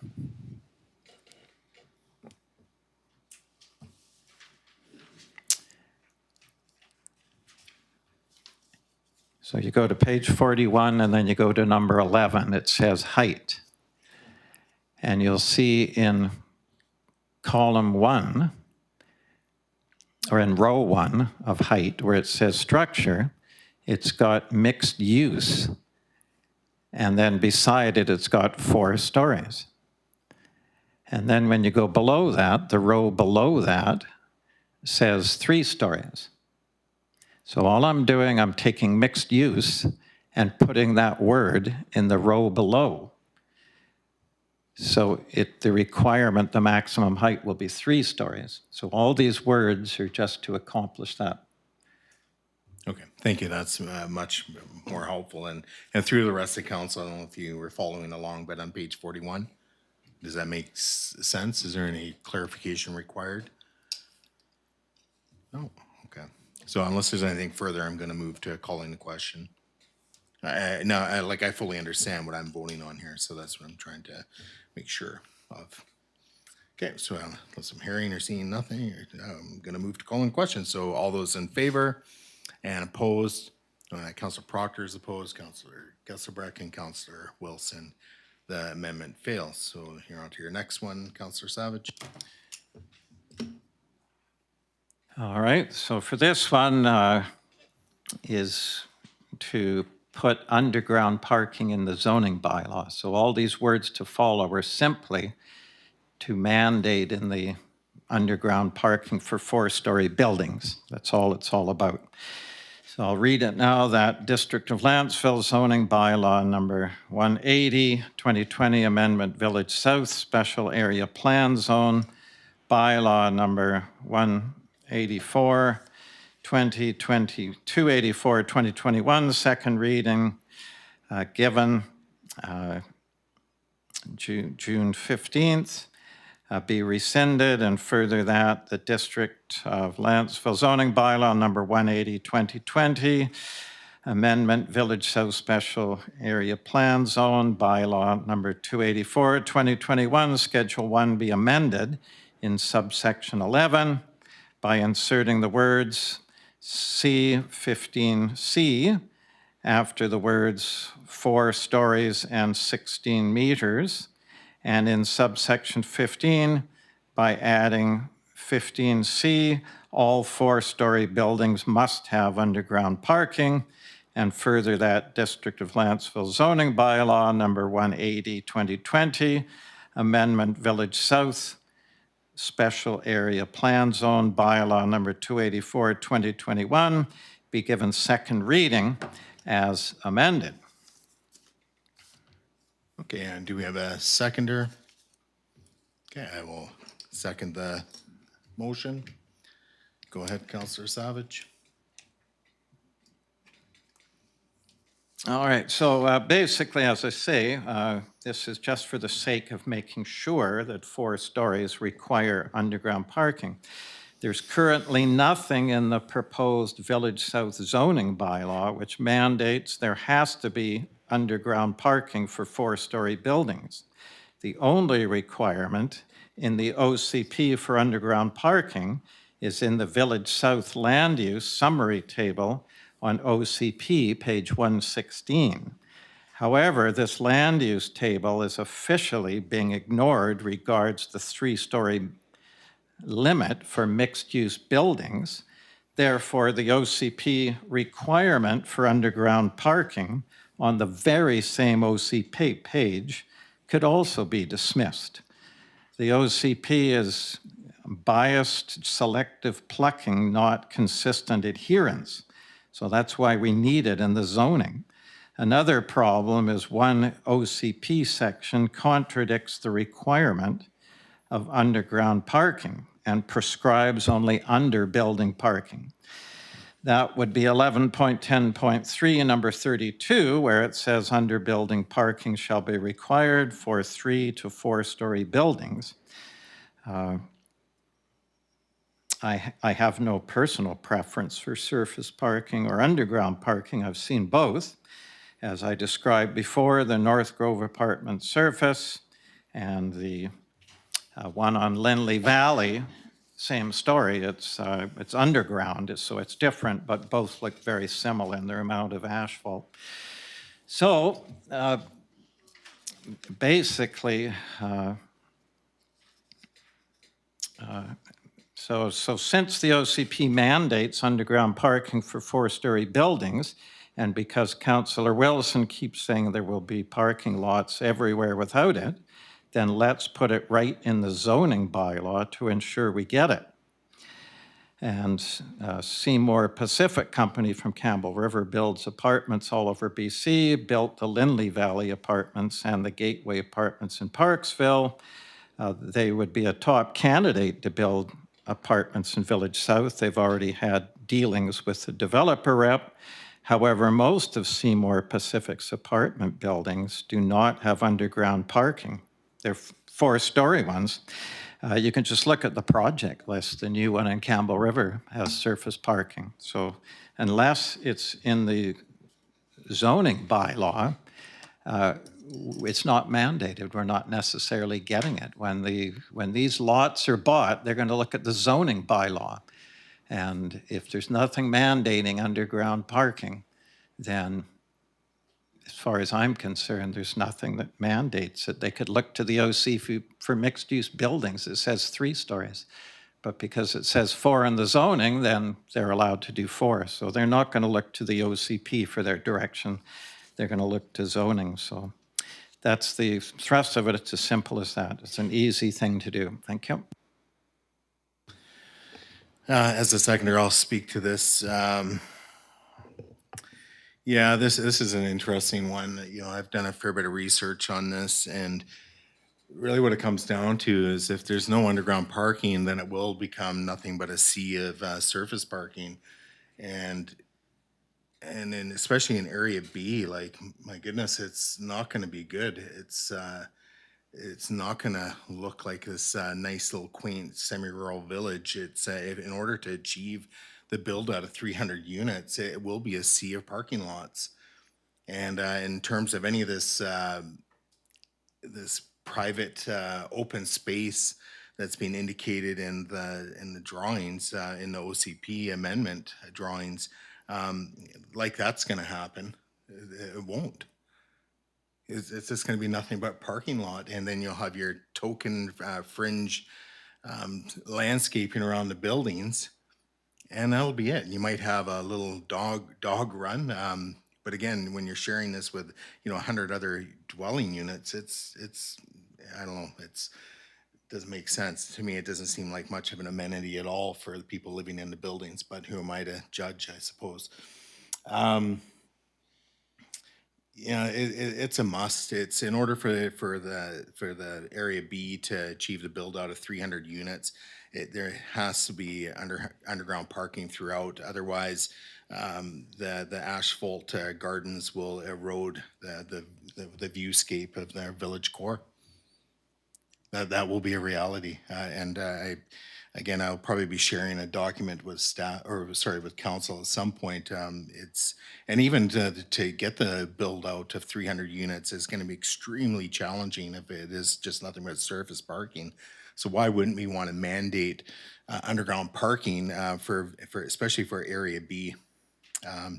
If this council really thinks that 300 units is the right number for Area B, then we'd be totally in support of this motion and ensuring, or even put a number in front of that and saying, well, it has to be 80% underground parking and 20% surface or something to that effect. But to simply rely on and not to have it stated explicitly within the bylaw itself is a huge mistake. We will see the developments where it will be nothing but surface parking. I have no other way of, I guess, in terms of coming to this conclusion, I have have been forced to go here because I haven't been provided with anything else. I haven't seen the renderings of what this is going to be looking like because we have never had an actual in-person public event where you can actually see the massings of the buildings and parking lots and whatever else it is that makes up the development. When I went to the Foothills one, it was very telling on what that's going to look like, but I really have no idea what this is going to look like. So again, that's why I'm forced to do all my own research and look at what's going on around us and in this community, or not in Lantzville specifically, but what's happening in Nanaimo, what's happening in Parksville, and to get an idea what to expect that's going to be coming here. So I'll leave my remarks there. Additional speakers, so Councillor Wilson, go ahead. Through chair to staff, is this something that can also be dealt with at the development design phase?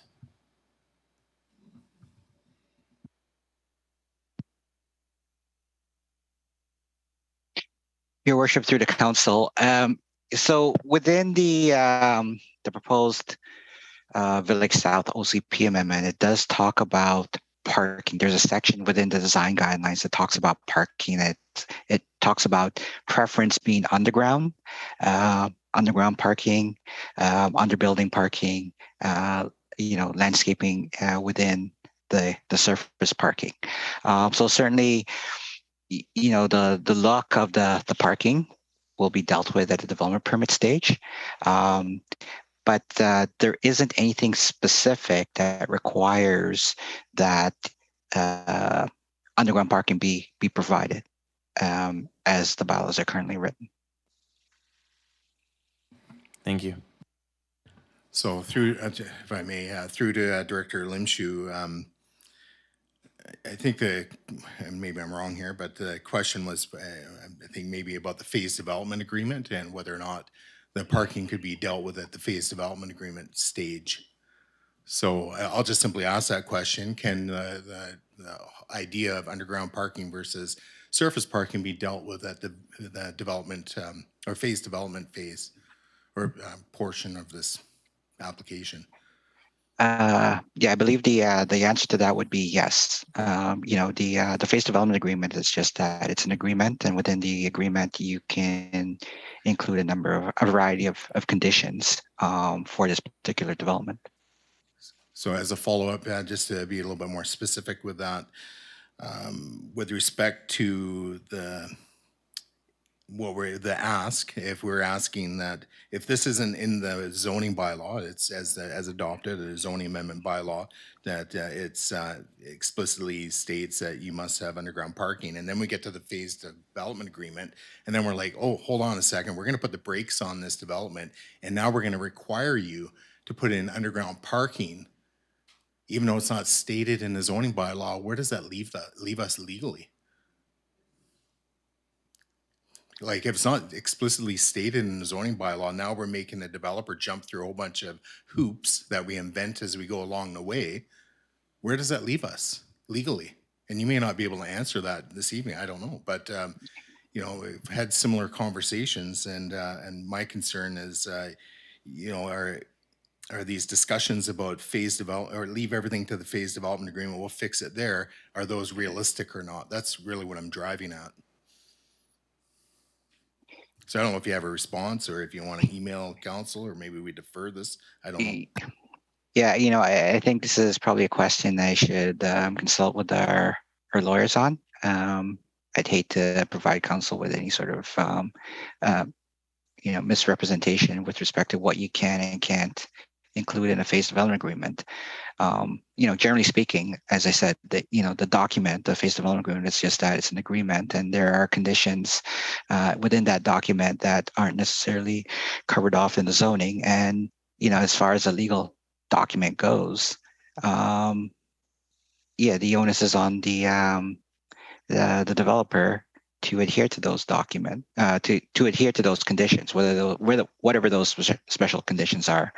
And I think that's as far as I can go. To answer your question specifically, I probably should consult with our lawyer just to make sure.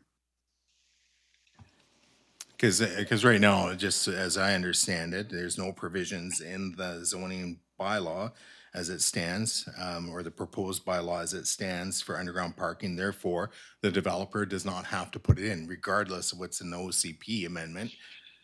You know, you could drive a truck through that. What's is stated in the OCP amendment, it's just like, you know, if that's what they want to do. But if they don't want to do that, they don't have to. So it's not like explicitly stated really anywhere, and that's what really troubles me. Anyways, I'll wait for the, I guess, response, legal opinion on that. But Councillor Proctor, I think you're the next speaker. Go ahead. Thank you. Just through you to CAO Campbell, would this be an issue that you would deal with at the subdivision approval process? Through your worship, to council, are you talking about the parking itself? Yes, the parking issue. Director Limshu probably can be dealt with at that time as well, right? So the subdivision process talks about ensuring that the lots that are created, meet our bylaws, and that the servicing for those lots are installed appropriately. It's you won't necessarily talk about the parking requirements through the subdivision process. Typically, parking is dealt with at the time of development permit. Let's assume that a lot was created to create either a mixed-use building or an apartment site. The applicants would have to bring forward their detailed drawings, which would outline the building, the look of the building. So it'll show all the elevation drawings for the building, the landscape plan, a site plan. Within the site plan, they would outline the parking, where it's going, whether it's surface parking versus underground parking, or a combination of both. But the whole purpose of that process is to ensure, one, that the proposed project meets the requirements of the zoning bylaw, and two, that it adheres to the design guidelines outlined in the OCP. So at the development permit stage, you could require underground parking, even though. Yes. So, I just had a question for council. We're talking about surface parking versus underground parking, and I guess the whole point of I just want to make it clear: is the requirement in council's mind, the requirement for underground parking, is it with the idea that the underground parking will at the end of the day provide more green area? Well, I think probably all of us have a different opinion, but I was of the opinion that a 4-story building would be required to have underground parking. Yeah, For the green space I mean, issue. because here's the scenario: like, if you are building a 4-story building, and they are, building trying to construct a building to the max permitted under the zoning bylaw, there's a high probability that that building will require both surface and underground parking to meet the parking requirements under our zoning bylaw.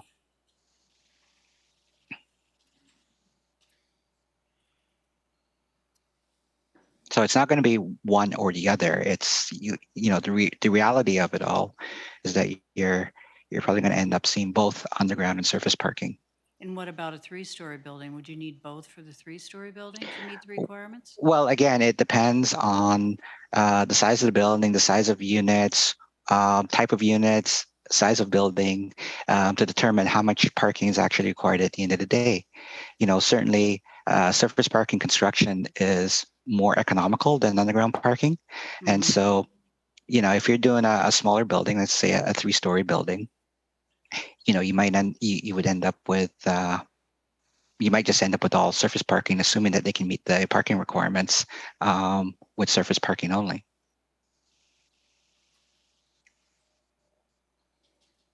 Yes. Okay, that's the only question I have at this time. Thank you. Can we Go ahead, Councillor Wilson. I just would like to get. Can you read out of the OCP, Director Limshu? Sorry, through chair to staff. Do you have that bylaw with respect to the parking requirements that you can read? I don't have the actual bylaw in front of me. My apologies. But the section I was referring to is in the development permit section of the draft OCP, and there is a section there that speaks to parking. Now, you know, you have to. The two documents are different in the sense that the OCP and through the development permit guidelines, it outlines a vision as to what we want to see and how the development ultimately gets built. The zoning bylaw is really the nuts and bolts of it. So, you know, if you're going to build a building this big with these uses, you're going to require X number of parking. And so some of those parking, they might be surface, they might be underground, or they might be a combination of both at the end of the day. But the onus is on the applicant to make sure that they meet the requirement under the zoning bylaw.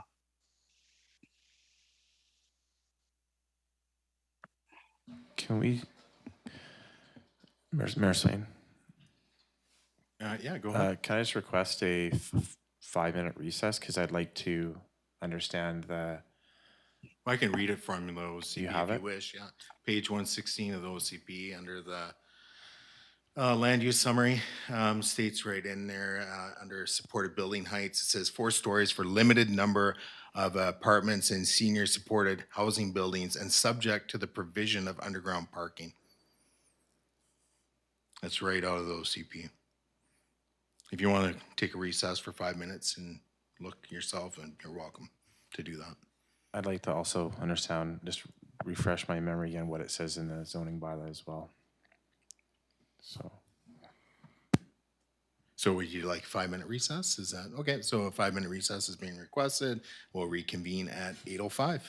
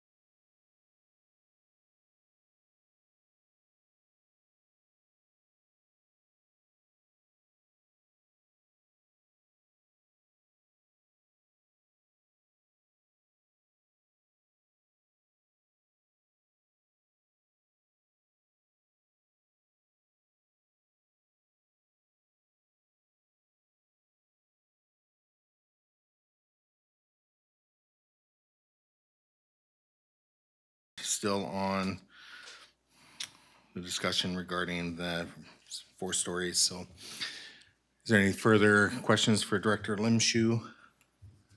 Okay, go ahead, Councilor Proctor. I'm confused. I really, I don't understand how, Director Lemshu, I'll try to make this really clear. The outlines in the OCP, the zoning bylaw amendment I read is just a few pages long. And I've heard that there's form and character requirements for the subdivision. I don't know how those all mesh. And I don't understand, if I was going to build a 4-story building in Village South, would I be allowed to build it without underground parking the way that things are now, without this amendment?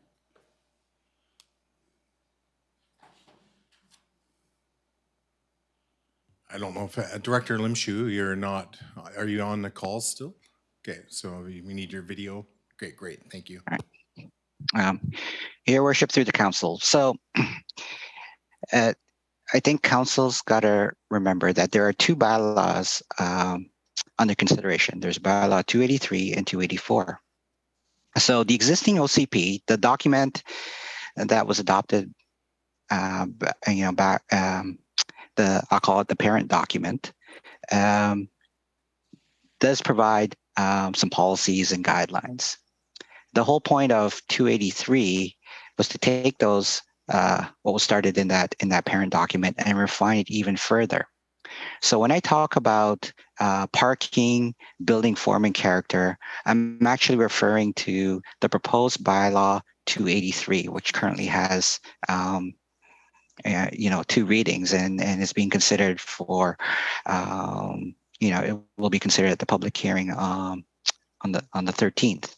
And it is within that document that it talks about, how to deal with parking and the preference with respect to parking.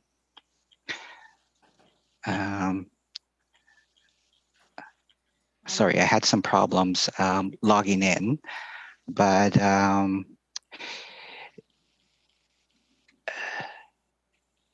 if I may, I'm going to try and share my screen. If you can bear with me for 1 second here.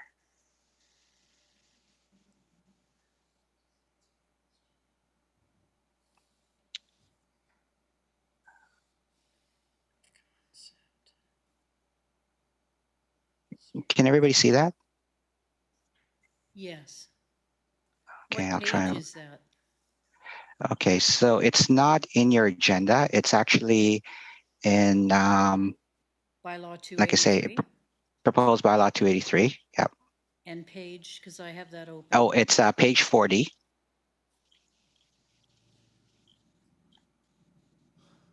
And so there's a subsection there that talks about parking, services, driveways. Strategies, invasive species. Right. And then the subsection says for multifamily, mixed use, and commercial projects, accommodate off-street parking in one of the following ways in order of preference. Bullet number 1, underground. Bullet number 2, parking in half-story, where it's able to be accommodated to not negatively impact street frontage. Bullet number 3 talks about garage at grade parking. And the last bullet talks about surface parking in the rear. So the premise of those bullets really is to look at, it's focused on screening the parking, so that it's not prevalent. So and to avoid the idea of having a sea of parking. Oh, okay, I've got it. Page 42. So this document does deal with this at length, and it doesn't specify that the underground parking is only limited to 4-story buildings, the way I read it. No, it doesn't. So, I mean, in theory, you could have a 2-story or 3-story building with underground parking. There's nothing to prevent the developer from doing that. Well, Well, I guess the expense, likely the builder wouldn't. Yeah, want it. there's the expense. So at the end of the day, it comes down to the type of building, the type of use, the site conditions, as to whether or not you get surface or underground. So this document is 63 pages long, and I would say I've looked at it before, but the majority of it is dealing with form and character, isn't it? It outlines policies and clearly tries to clearly articulate the vision, the specific vision for that entire area. And so a big part of it is, in fact, yes, form and character and the look and feel of the buildings that ultimately get built on the site. I would say many months of work went into this document. I don't know. I'm sorry, I can't hear Councillor I don't Proctor. think your I microphone's on. think many months of work went into writing this document and correlating it with the OCP. Am I correct? That's correct. So, like I say, the parent OCP, the one that's currently adopted and in full effect, is looking at Village South from up here. Between Bylaw 283 is meant to do a deeper dive and take a closer look at the overall development of the Village South properties.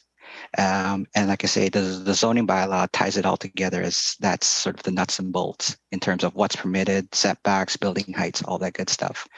But it's really this document that speaks to the look and feel So of the buildings. If I was going to build a 4-story building, let's say it's 2 years from now, and I'm a developer, but I'm not, Mhm.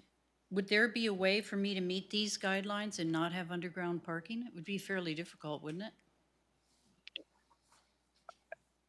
Well, again, it comes back to the size of building, the types of uses, the number of units, and the number of parking that's required.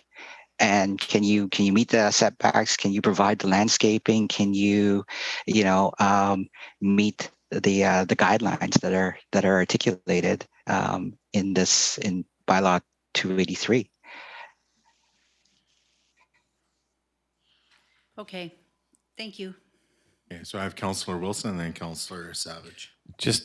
Sorry, through you, Mayor, to Director Limshy, can you scroll back up to a little bit higher on there with respect to I don't know, I think it was right there, yeah. Okay, thank you.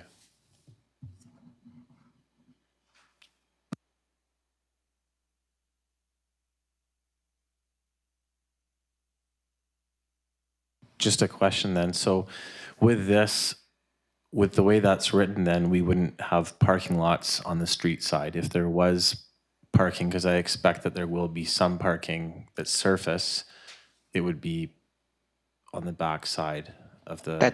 That's correct. So this is encouraging hiding the parking. And you do it through landscaping, you do it through underground, you do it through underbuilding. And the idea is to push the buildings closer to the street and tuck the parking in the back. Thank you. Okay, Councillor Savage. Go ahead. Yes, these are all moot points. We're working now on the zoning bylaw, and if you want underground parking, you just put it in the zoning bylaw. It's perfectly simple. So you're looking at things where maybe you'll get some, maybe you won't. I'm offering you a way that you can. Now, the best illustration of what's in the OCP, it's under Village South Land Use Summary. It says supporting building height.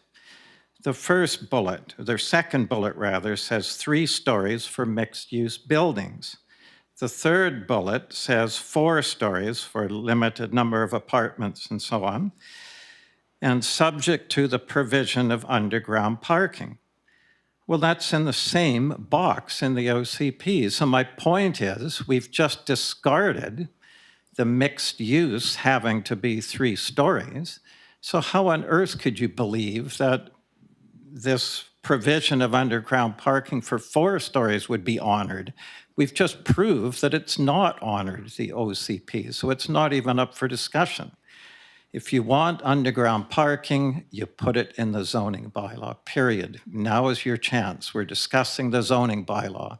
And this, my motion was for your benefit, Councillor Wilson. When you said 4 stories, we can't have Point less of than- order, and that's the Okay, what's last your time I'm point of gonna. order? Well, address council. Don't, he No, keeps calling out my Councillor name. Wilson, I'm being sincere. I Yeah, made if this it's name motion calling. for Councillor you. Savage, please be careful with directing comments to other individuals. There in was a council. comment that we have to have 4-story buildings, otherwise we won't have underground parking. So if you want underground parking in 4-story buildings, now is your time. You put it in the zoning bylaw. It's so simple. Instead of dancing around the OCP and this sales brochure that was inserted into the OCP and future development guidelines and so on. Skip all that. If you want it, do it. It's right here. Put it in the zoning bylaw, and you're guaranteed that you'll have underground parking in the in 4-story buildings.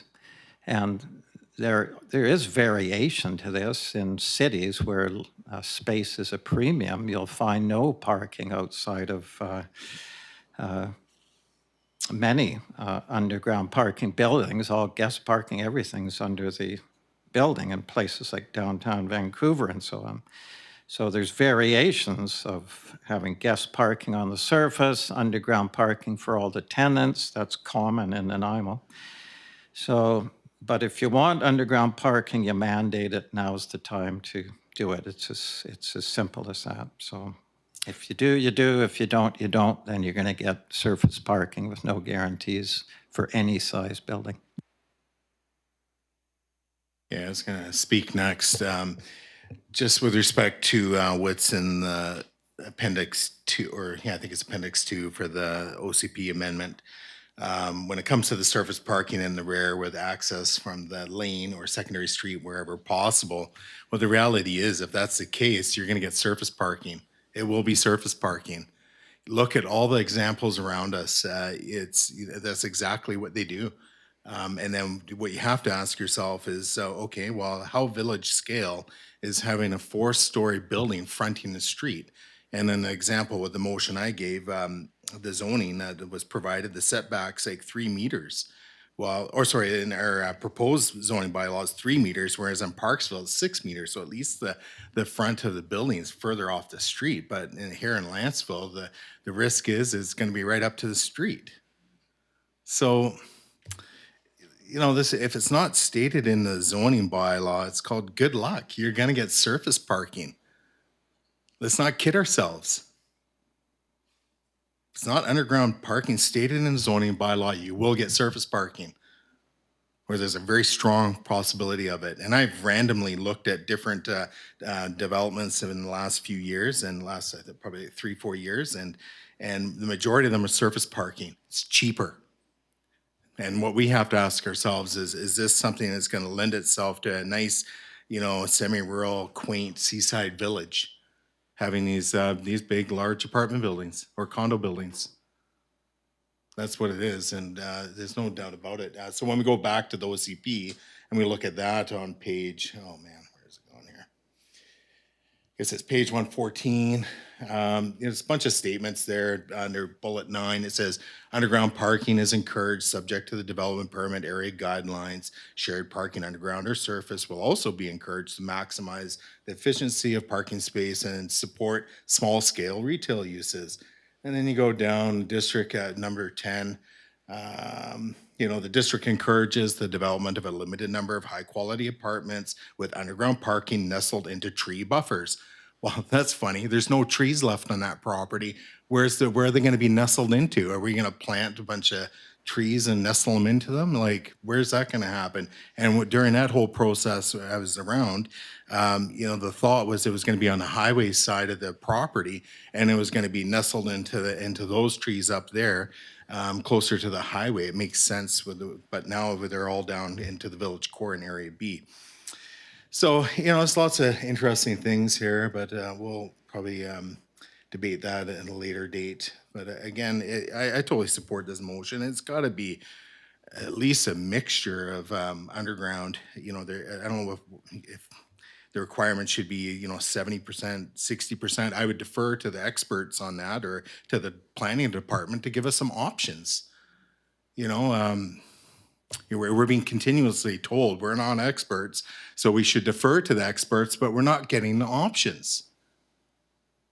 So if we're going to be doing parking, well, and we want to support this, you know, vibrant, small scale village, blah, blah, blah, then tell us what the ratio should be, or what other communities have done to achieve that. But right now, we leave it as it is. It's surface parking. You can almost guarantee it. We've heard from staff before about how expensive it is to do underground parking.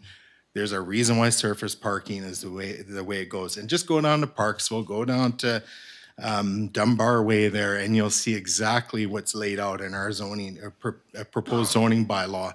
You're gonna have the back streets feeding the parking lot, the buildings are on the front, and that's voila, that's what you get. So that's what Area B is gonna be like. Again, I'll be probably circulating some materials on that at a later date. Councilor Wilson, go ahead. So through Mayor to Director Limshu, what is a common ratio that you've heard of in your planning experience and expertise? You're on mute, Director Limshu.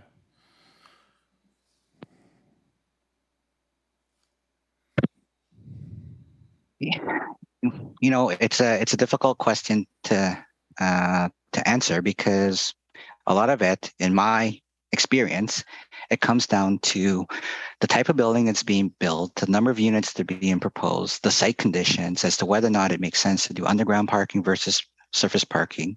In my experience, my past experience, being involved with the construction of rental apartments, you know, at the end of the day, we inevitably ended up providing a combination of both underground parking and surface parking to meet the parking requirements of the local jurisdiction that we were working in. There's sort of no magic number with respect to what an appropriate ratios is. It just depends on, there's a whole series of factors that one has to look at, and it's a lot of times it's really site dependent and what the site can accommodate.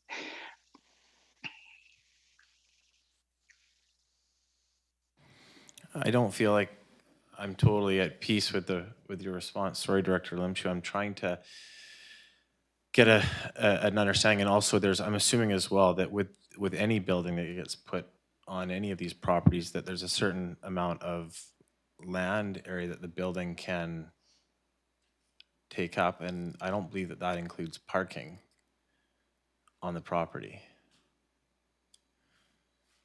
Right.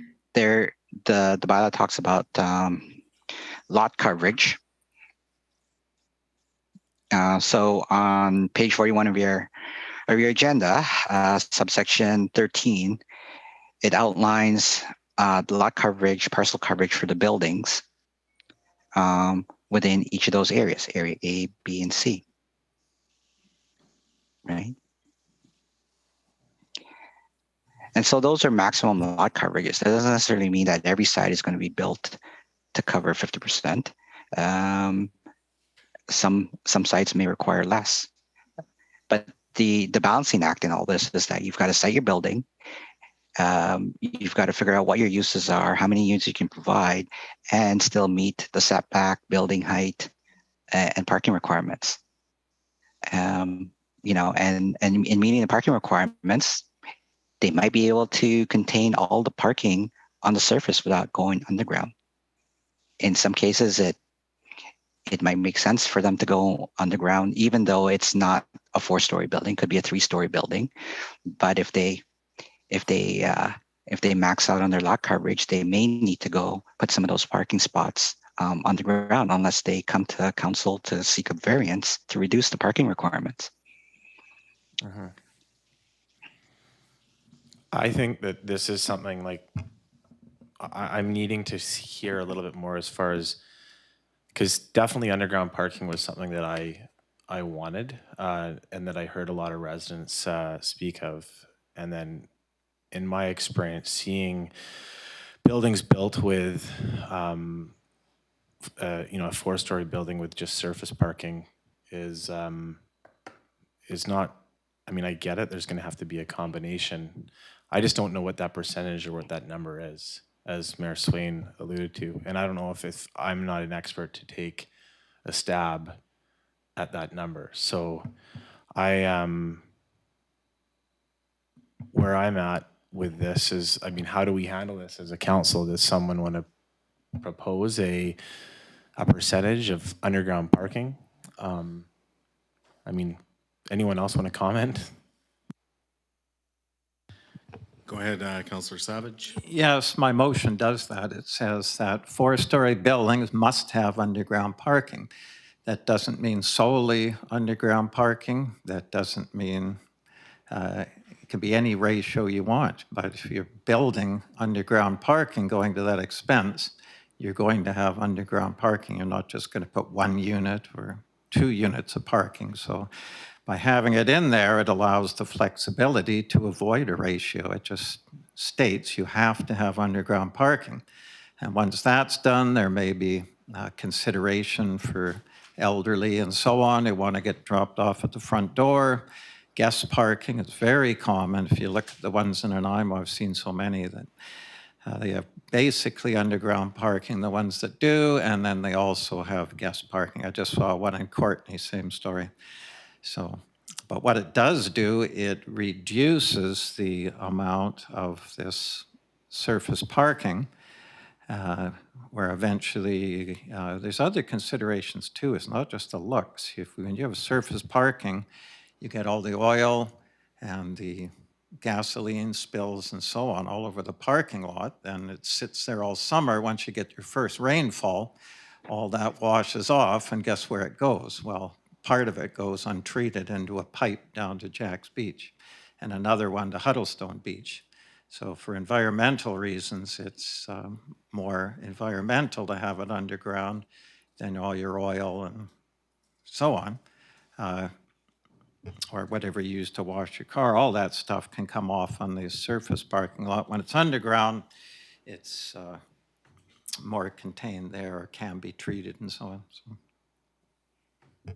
So my motion and what I'm saying already covers that. It just says underground parking, so. Okay, so is there any follow-ups, Councillor Wilson, or did you have any further questions before I let Councillor Gusselbrock speak to it? So go ahead, Councillor Gusselbrock. Thank you.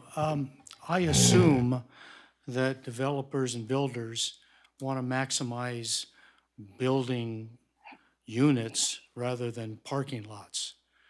You don't make any money on parking lots. You make money on building the units, whether they're rental units or condos or whatever they are. So I would assume that there's a real definite inclination to minimize the amount of parking.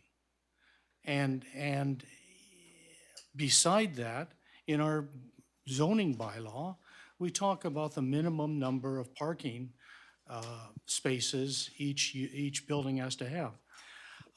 I can't support this motion now at this phase. I would support this at the development permit stage. I think it'd be rather relatively easy at the development permit stage to say, if you're building a 4-story building, it's going to have underground parking. And the developer is going to have to say, okay, that's what council wants. That's what he's going to have to do. So that's my solution, is we leave it to that stage and deal with it at that point. Okay, I have a couple comments or questions, I suppose. Through to Director Limshu, I can't remember exactly what the cost per, I think it was Director Young, our former planning director there. I think he provided us with a number, I think it was around 30,000 per stall at underground parking. Does that sound ballpark? these days? Or what would be per I- stall? Yeah, I would say, 3 to 5 years ago, that was the ballpark number that was being Okay, that's banded good. around. Yeah, Yeah. that's all I was asking. So thank you. So, for me, it's here we are now. It says we don't want to touch this bylaw, but we'll deal with this down the road. And that's terribly concerning because, again, if it's not explicitly stated in a bylaw, the developer, I think, has a pretty good case to say, now all of a sudden you're going to Shanghai our project and make us pay 50 times whatever the cost is for underground parking. How's that going to go over? Like, really? How's that going to go over? Let's think about that. If it's not in the bylaw, it doesn't count. It's that simple. And that's what I've learned as I've gone through this whole process. We can pretend all we want that, we can deal with it in the phase development agreement. We can deal with it, development permit. When we talk about development permits and so forth, that's kind of what I think Mr. Eby is talking about and trying to, take that power away from municipalities and not, hold up projects. Let's keep the zoning so clear, crystal clear that when a developer picks it up, they know exactly what the expectations are. They can always come back to us and ask for a variance. So if we state, okay, let's make it nothing but underground parking, and they're like, well, geez, it's a challenging site. We hear this when it comes to building heights. It's a challenging site. We'd like a variance now. Well, we can say, okay, fine. You can have 50% underground, 50% surface. We can make that decision, or council of the day can make that decision. But we need to it needs to be pretty clear cut in our zoning bylaw. This is the expectation. This is what's in our parent document, or the OCP. We encourage, or not encourage, it's however it's stated, to me it sounds like more of a requirement that we have underground parking with 4-story buildings. It's that simple. But it's really up to this council. So go ahead, Councillor Gusselbrock. I think we all recall on Clark Med, there was an issue of the riparian setback, and that was dealt with, if I'm not mistaken, at the development permit stage, and council voted on that, and that's what happened. So it can be done.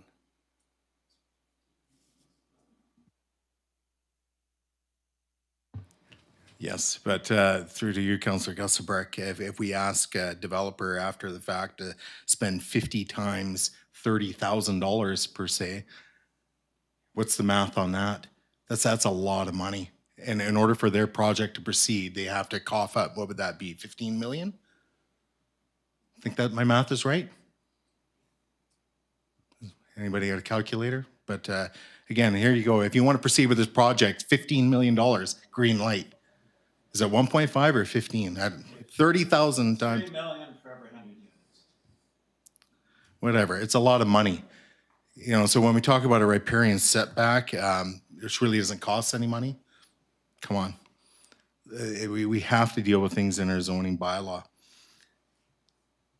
And again, it doesn't stop anybody from coming back at a future date. And you've got to remember, these are all getting sold, right? When we look at Area B, it's really, what is it, 5 or 4 parcels? I have to check. 4 parcels. It's a lot 10, 11, 12, and 13. 4 lots. That's what Area B is going to be, and that's going to be 300 units. So whatever's in our zoning bylaw will be applied to those 4 lots. So we can say, you don't need underground parking. You can just do surface parking. You know what it's going to look like. Just drive around. Go down to Parksville. Guarantee you that's what it's going to look like. Go ahead, Councillor Wilson.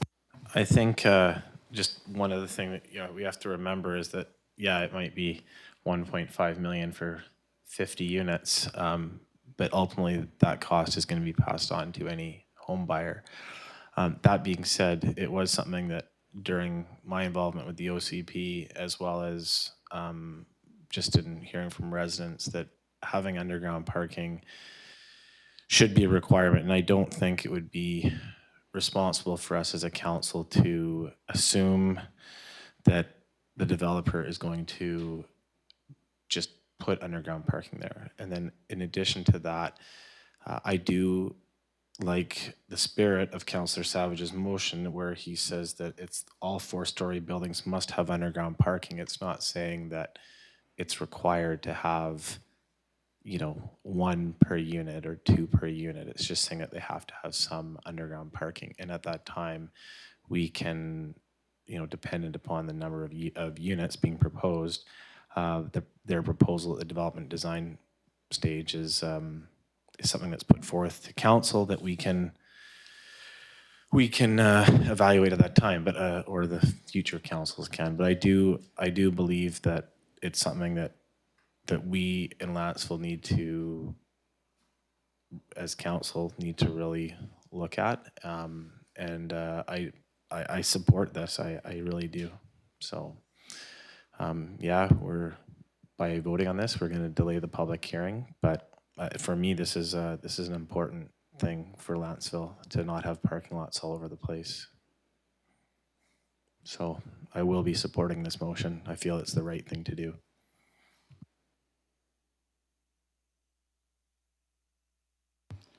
Any further debate?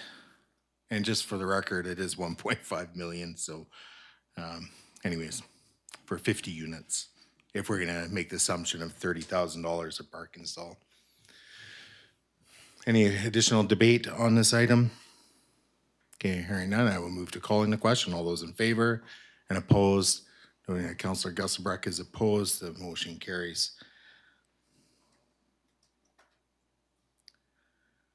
So now you're on to your third one, Councillor Savage.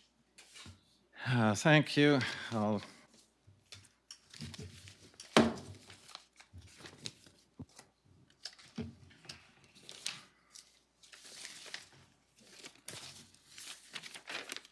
So Director Coates, I guess we'll have to deal with the thing after this one. Okay. So this one is simply to limit the amount of commercial floor space that's allowed in Area C. And it reads that District of Lantzville Zoning Bylaw Number 180, 2020 Amendment Village South Special Area Plan Zone, Bylaw Number 284, 2021, second reading given June 15th, be rescinded, and further that District of Lantzville Zoning Bylaw Number 180, 2020 Amendment Village South Special Area Plan Zone, Bylaw Number 284, 2021, Schedule 1 be amended by adding after subsection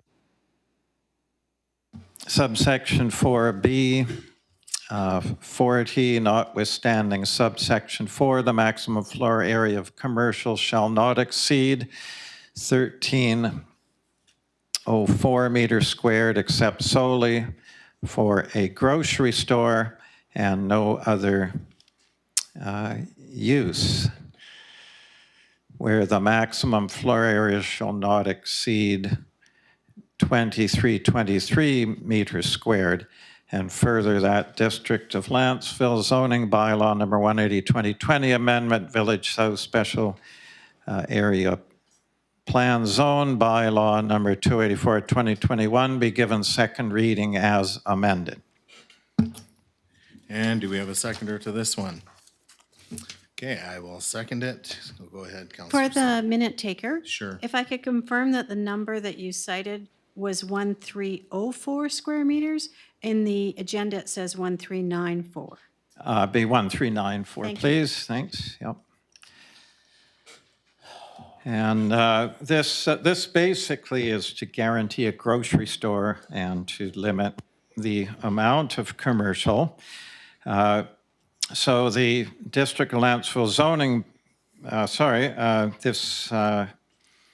it's just to enshrine this in legislation, the stated intentions of the developer. Both the Urbanics report and the developer rep, Evan Peterson, stated the intention is for 15,000 square feet of commercial space, plus a 25,000 square foot grocery store.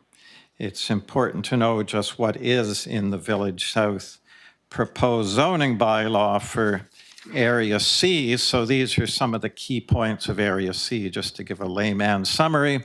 Area C is limited to 100 residential units. Area C can be solely commercial with a maximum height of 3 stories. Area C can be solely mixed use with a maximum height of 4 stories. Area C is 9.29 acres gross and an estimated 7.9 acres net, excluding roads. The transition area, which is 1.79 acres net is of Area C, can either be 100% residential or 100% commercial or a mix of both. The floor area ratio of 2 applies to all of Area C. The net land area of Area C is 344,000 square feet thereabouts, times a floor area of 2. That's 688,000 square feet of theoretical allowable floor area. You always have to say theoretical. It depends on a number of factors. But a theoretical 688,000 square feet of allowable floor area is a far cry from the stated intention of 10,000 square feet plus 25,000 square feet for the grocery store. So anyway, after that preamble, here's the problem. If Area C is limited to 100 residential units, then it's likely, in order to maximize land value, as I would do, that commercial space will fill up the rest of the 7.9 acres net of Area C. And the most viable commercial is office space because it doesn't require retail customers. Office buildings do not need a big customer base, so they can thrive in Lantzville, providing cheaper space for Nanaimo businesses or government offices. And Area C can be filled with 4-story mixed-use office buildings by putting some residential units on the top floor. That's where the views will be. It can be high-end, big condos, penthouse condos, and so on. So they won't be eating up their 100 units. So just like the residential units, we need to limit the amount of commercial so that it is in keeping with our village scale. A lot of 3- or 4-story office buildings in the village is not village scale. And while the commercial tax rate is 4 times the residential rate, this has to be balanced with village character. People moved here for the lifestyle, not the, maximize income and so on. So anyway, it's really not up to me. It's up to council to determine how much commercial you want.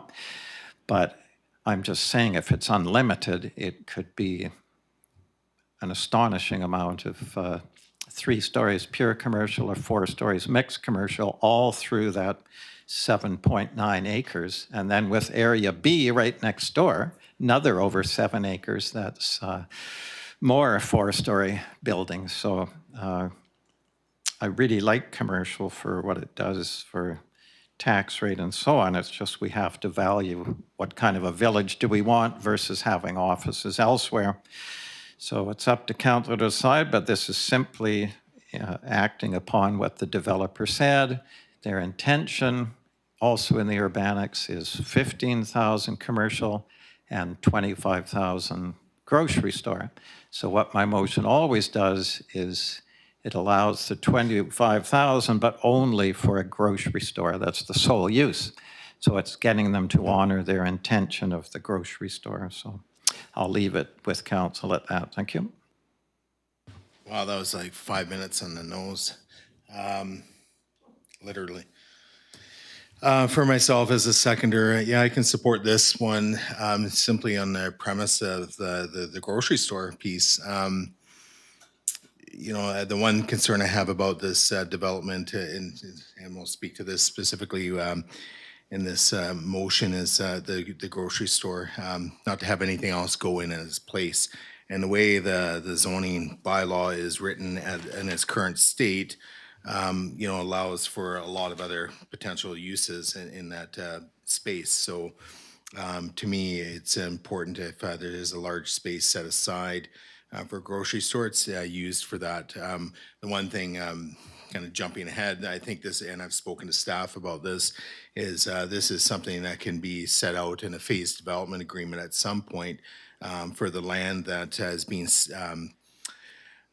indicated for a grocery store is that that land must be used for a grocery store, and unless the economics of it completely don't make sense, but there would be likely a time clause attached to that. So if they are serious about bringing a grocery store to Lantzville, so we can buy our groceries there or here or wherever, then you need to lock that into the zoning, or at least have it into the phased development agreement. But having it in both places makes sense, because the last thing I would hate to see is that space ends up getting used for some larger box store that really gives no value for people living in and around the village or in Lantzville. For that point, you want to see something it makes sense. So. And then for the rest of it, like when I remember when I went through the urbanics report, picking up on the maximum square footage that was listed in that report, and it made sense that if we have to watch that one as well, because that can easily get away from what we would consider a village scale, or at least what I would consider a village scale. Having a ton of just office buildings, it doesn't lend anything to having a nice, vibrant, walkable village where you might want to sit down, have a coffee, or whatever you want to do in little villages. So, so again, I'll be supporting this one. To me, it's pretty straightforward. But again, the phased development agreement is something that can build on the grocery store aspect of things. So, through the rest of council, Councilor Proctor, go ahead.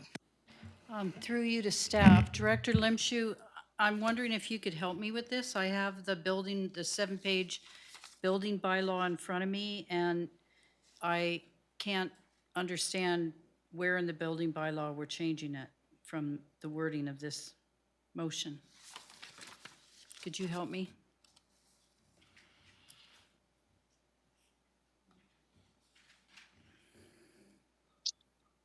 The motion that's being proposed is actually an amendment to proposed bylaw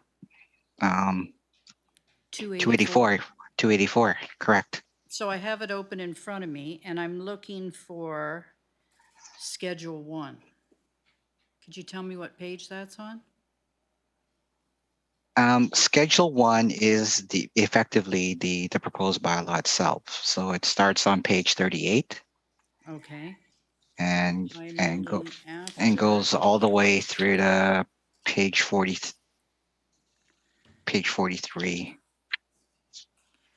So then I go to 4B.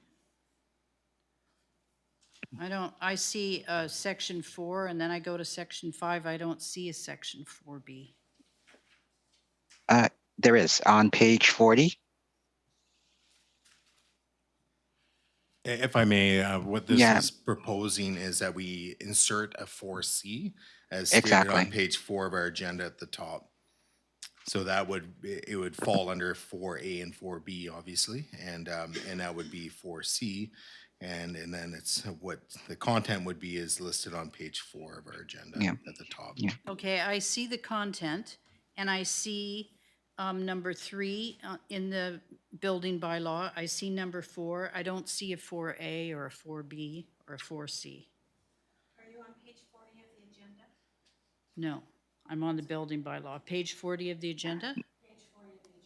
Yes, this is not an amendment to the building bylaw. This is an amendment to proposed bylaw 284.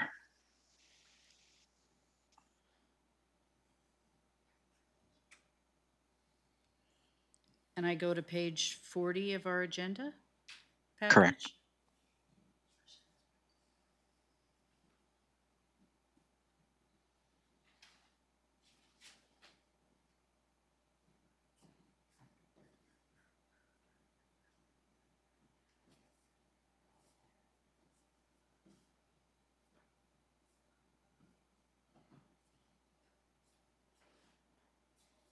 Wow.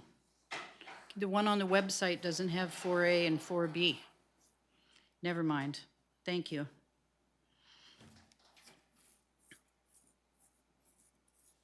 That's my only questions for now. Thank you. Okay. Additional speakers on this item? Councilor Wilson, go ahead. Just a question through Mayor to Councilor Savage. I work out these numbers, 1,394 square meters is just over 15,000 square feet. So what you're saying is that no business can exceed 15,000 square feet for other than a grocery store, which can up to a maximum of just over 25,000 square feet or 23 meters squared. Is that correct? No, just to clarify, it was the developers that said 15,000 square feet total for all the commercial little shops and so on. That was his statement, that it'll be 15,000 square feet total in the Village South, and plus 25,000 square feet of grocery. So those were his words, but what I'm inviting council, how much commercial do you want there? And I've just shown you that if I was doing it and I wanted to maximize land value, it allows 4-story office buildings as long as you have some units in them, residential, or it would allow, unlimited number of amenities you could fit in of 3-story office buildings with some commercial. They are commercial, so you could have purely office buildings there.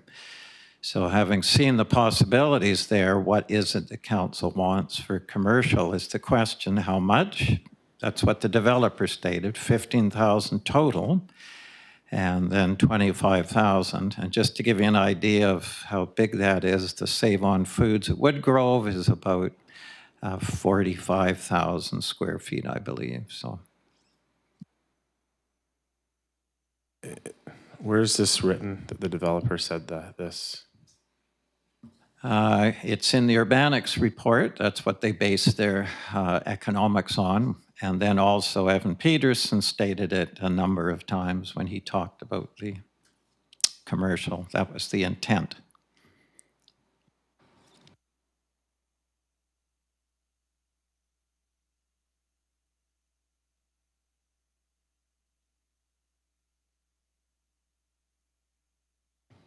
Is there anything further? No? Okay, go ahead, Councilor Savage. Well, it's just one of those sorts of things you may want to think on more, but I would strongly advise you do because it's all in contracts, and I've seen so many real estate contracts, and it's what they say that counts, not what the intention is of the person or anything else.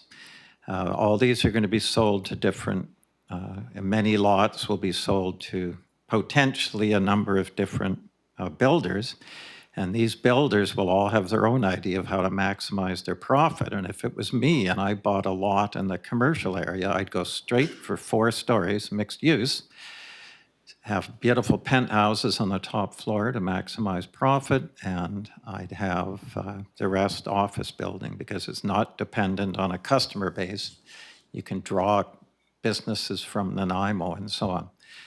So you have to think carefully what the zoning allows, and do you want it? Or do you want to tailor make it? Do you want to agree with the developer and say, fine, let's limit it to the 15,000 square feet of commercial plus the big grocery store, the 25,000, that was his statement, not mine. And if you want more leeway, then change it if maybe you want 25 and 25, whatever you want, but I would not advise going with what the zoning states right now. You might get things you don't want, and office buildings give you a lot of dead space in the at night. They're just like downtown cities. If they don't have anything else, you've just got dead buildings at night. So, and they can be solely commercial. They don't need residential. You can have pure office buildings, 3 stories. So you might want to think on that. But for me, I would just go with what the developer says. And then if they get back to us and say, no, actually, we'd like more or whatever, and then we can consider that, but we need a starting point. And just because it's in here now doesn't mean it has to be changed, but I would invite looking at this because when you look at it carefully, you realize what I'm talking about, that if you're going with floor area ratio, it's 688,000 square feet of floor area, theoretical, allowed in Area C. So, and I'd maximize it if I was just doing this solely for profit, so why waste the floor area? So anyway, that's, if it's, you know, you need more time to think about it, that's fine, but I would strongly urge to think about this and define it, not just leave it unlimited. And I'd also encourage to define this grocery store. It's quite obvious a lot of people think it's a good idea. So for those people, if we have it as a density bonus, you get an extra 25,000 square feet if it's a grocery store. Okay, Councillor That's how you do it. Thank you. That's your 3 minutes rebuttal or what have you. Okay, go ahead, Councillor Wilson. Yeah, I'm not prepared to vote on this tonight. But I mean, when I look at this, I heard you talk about, you know, offices, and for me, I don't think offices are also, we should be looking at them as though they're entirely bad. I get it that they're people that are not there in the evening, but people that come and work at offices contribute to your downtown. If we do have more shops or like little, you know, quaint shops or coffee shops or a grocery store, I think that having some offices would actually be a benefit to the district. So anyways, but as far as tonight, like, I mean, I can't define a number. I'm not an expert in that. I do know that a grocery store is anywhere, you know, up to about 50,000 square feet for a large one, small one, around 15,000 to 25,000 square feet. So I don't anticipate that we're going to have, just with the demand, I don't anticipate that we're going to be having a Save on Foods going there.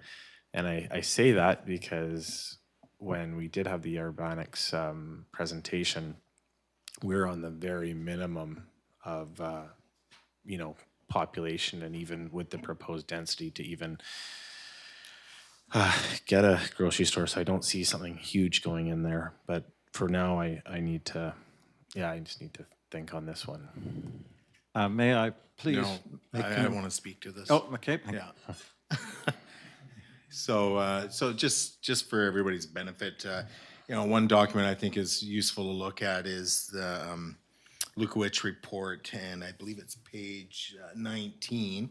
There's a nice map included, and it's titled Downtown Lantzville Site Plan. And when we talk about Area C, especially Area C, it's chunked into 4 lots. So you have 1, 2, and 3 on this side of the road, and on the other side where the grocery store is going to go in, that would be lot 11. So really you have 4 lots that are going to go up for sale at some point. And again, we need to make sure the zoning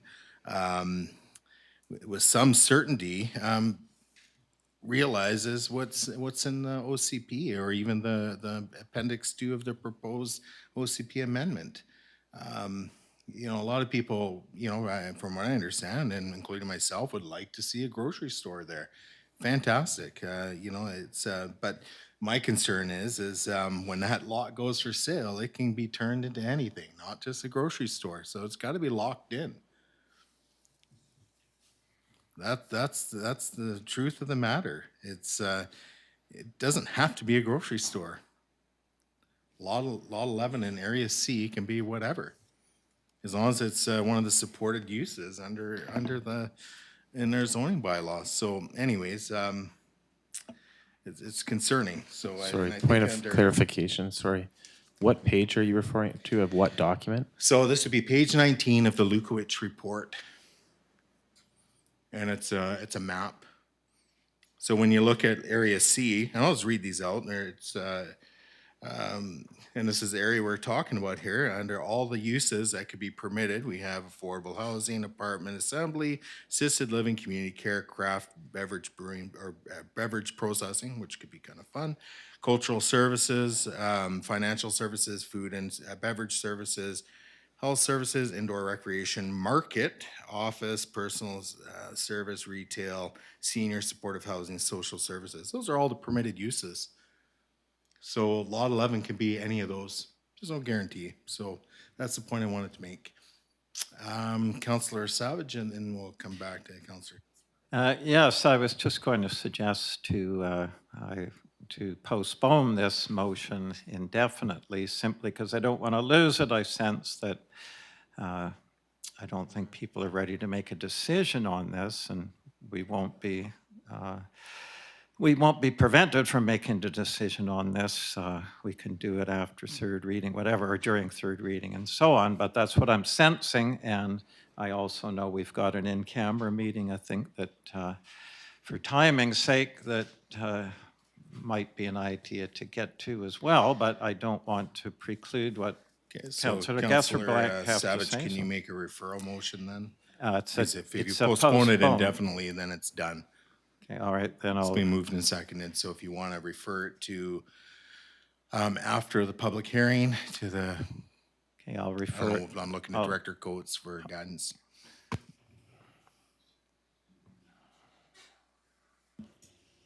And I'm heading over to Director Limshu for an opinion on whether this is going to attract a new public hearing, and it might be moot to defer it to after the public hearing.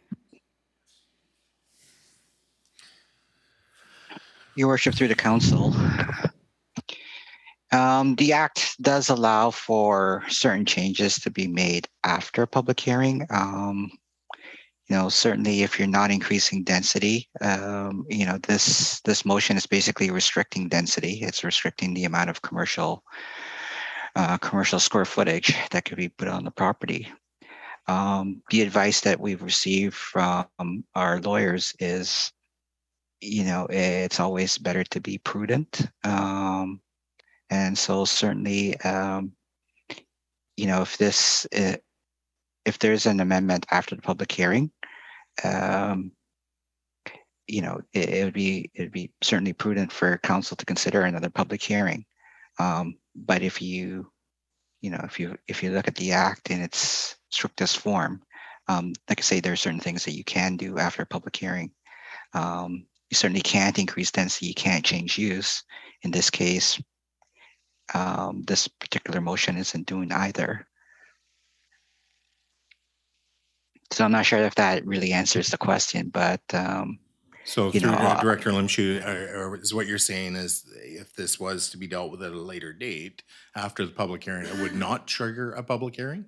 I think we need a real clear answer here. Yeah. So so this is where it gets, in the strictest sense, it doesn't appear that it would trigger another public hearing. Having said that, we've been through our discussions with our lawyers. They've advised us that given how contentious this application is, it would be prudent for us to host another public hearing if there are changes made to the bylaw. Okay, thank you. So Councillor Gesser-Black, you had your hand up. Go ahead. Is there a motion on the floor to refer? Yes, there is a motion. Oh, well, we don't have a referral motion at this point. Then I move that we call the question on this motion. Okay, so there has been sufficient debate on this one, in my opinion, unless there's an appeal of council. I will just move to calling the question. Yeah, well, I did have a motion on the floor to postpone it indefinitely, and then we were looking into referring it instead. So I would rather just postpone it indefinitely. That's not preventing it coming back at any time, but I would rather not kill it because then it's still alive and we can bring it back at any time. It would require a seconder. I didn't have a seconder noted, so that's why we responded. It was not on the floor. Yeah, so there was discussion around that, and then now we're opening it up to a potential call to question. So I never withdrew, though, my postponing indefinitely. and I would agree with that. I don't think you withdrew it. We're continuing the discussion. So So Counselor Savage, you need to be very clear and direct on what you want to do. You indicated you want to postpone it indefinitely. I move to postpone this motion indefinitely. Okay, do we have a seconder to that? Okay, I will second that. So we'll just move to call it in question. I don't think this is a debatable item. So all those in favor of postponing this indefinitely and opposed, noting that Councillor Proctor, Councillor Gusbrecht, and Councillor Wilson are opposed. The postponement indefinitely motion fails. So Councillor Gusbrecht. My motion is to call the question. Okay.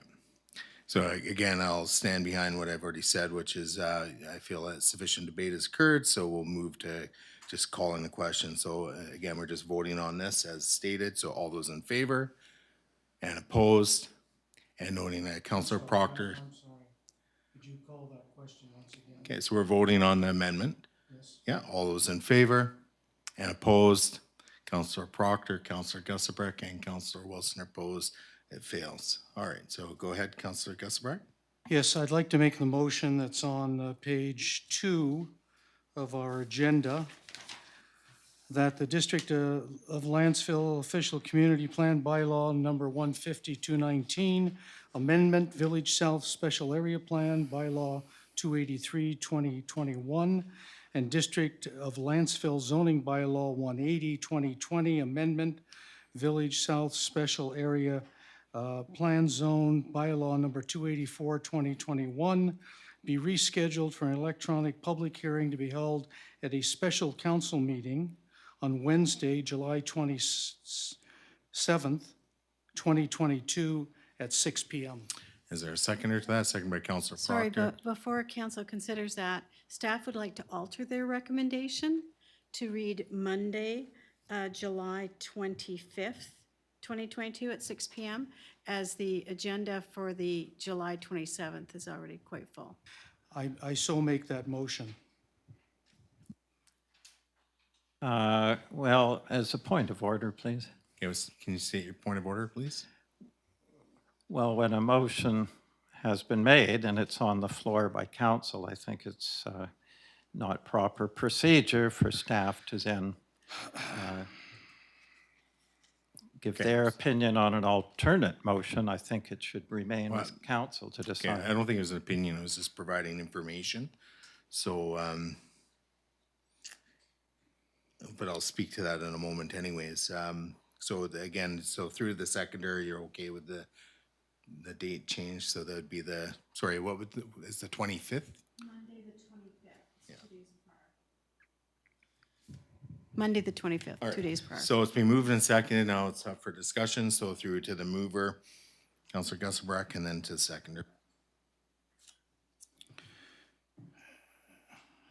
Yes, we have to have a public hearing, so this is as good a date as any, and I'm in favor of that. Okay, and through the seconder. Okay, and then through to the body. So for myself, I'm a little confused here. You know, at the beginning of the meeting when we were dealing with item 9A, and I'm getting a little bit frazzled here, but you know, we dealt with that, and at that point, you know, it sounded like, you know, there's possibility of a couple items coming forward to council, but now we hear that there is a full agenda on the 27th. So I would like council to, or sorry, staff to comment on when these items were then confirmed, if we already have a full Well, agenda. staff can't anticipate in advance that one of the 4 motions would pass. So we did it based on the 27th. Since then, there's been public hearing notices prepared for other bylaws for the 27th. And we just feel that the public hearing for 283 and 284 warrants a night unto itself. If council wishes to schedule all of them for the 27th, and then also commit to the 28th so that, you know, it can run over. But our understanding was that council felt that 283 and 284 warranted a night of its own.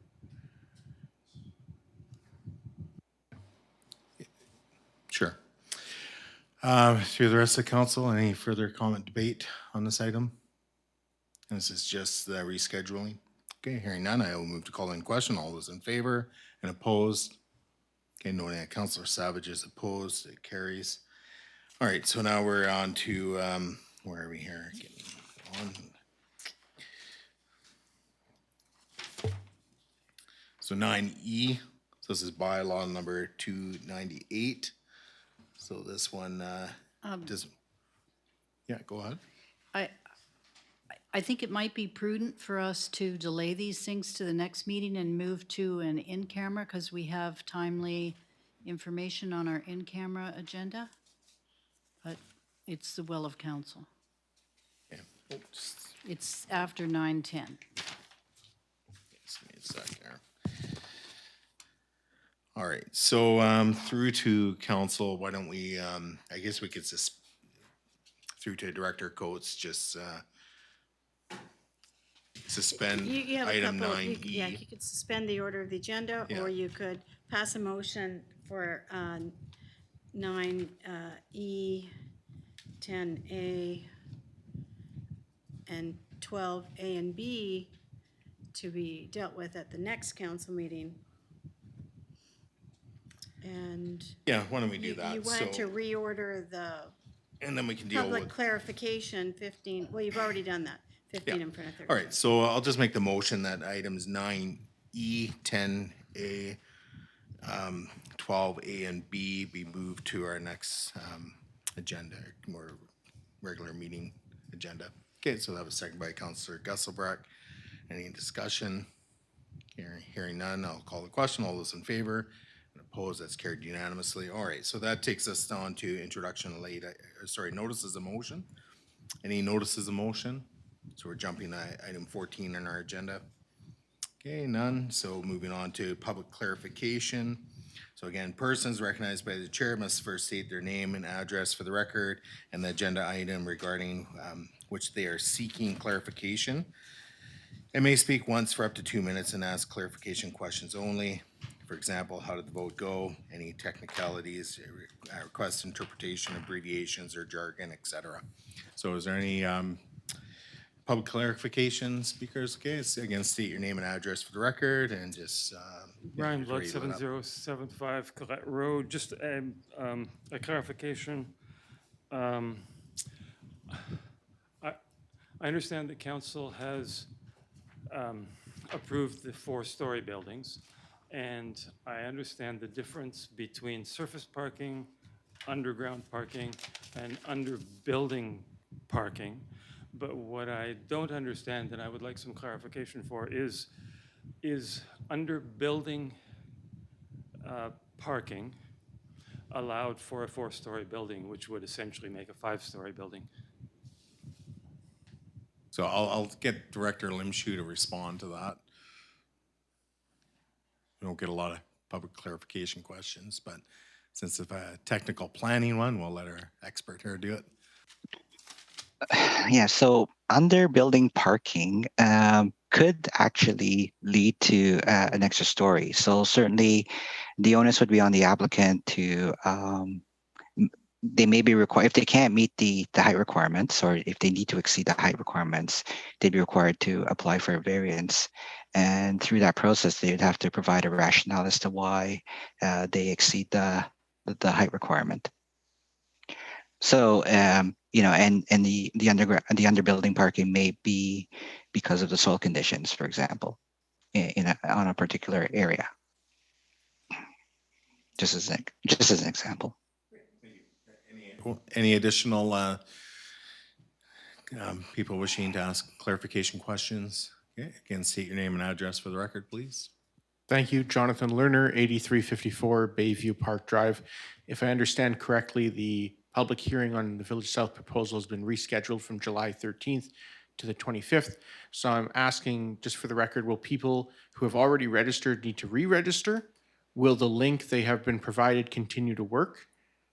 That I have already registered, so I just want to understand that process. Thank you. So it wasn't really an item discussed, but through to staff. There will need to be a new notice published, new registration. So we can't rely, the notice that was published last Wednesday and people began registering, that is gone.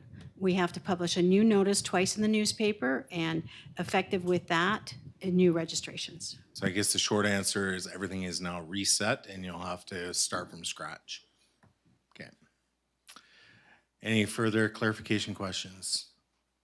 Okay, hearing none, need a motion to close the meeting. So if you wish to make that motion Motion to close the meeting? to pursuant to section, where is it here? Oh, I don't have the email in front of me. Well, so it's seconded by Mayor Swain to close the meeting, section 91. Can't remember. Well, anyways, all those in favor? Okay, opposed, that's carried unanimously. Okay, so we're on closed. I was just going to say you can't leave without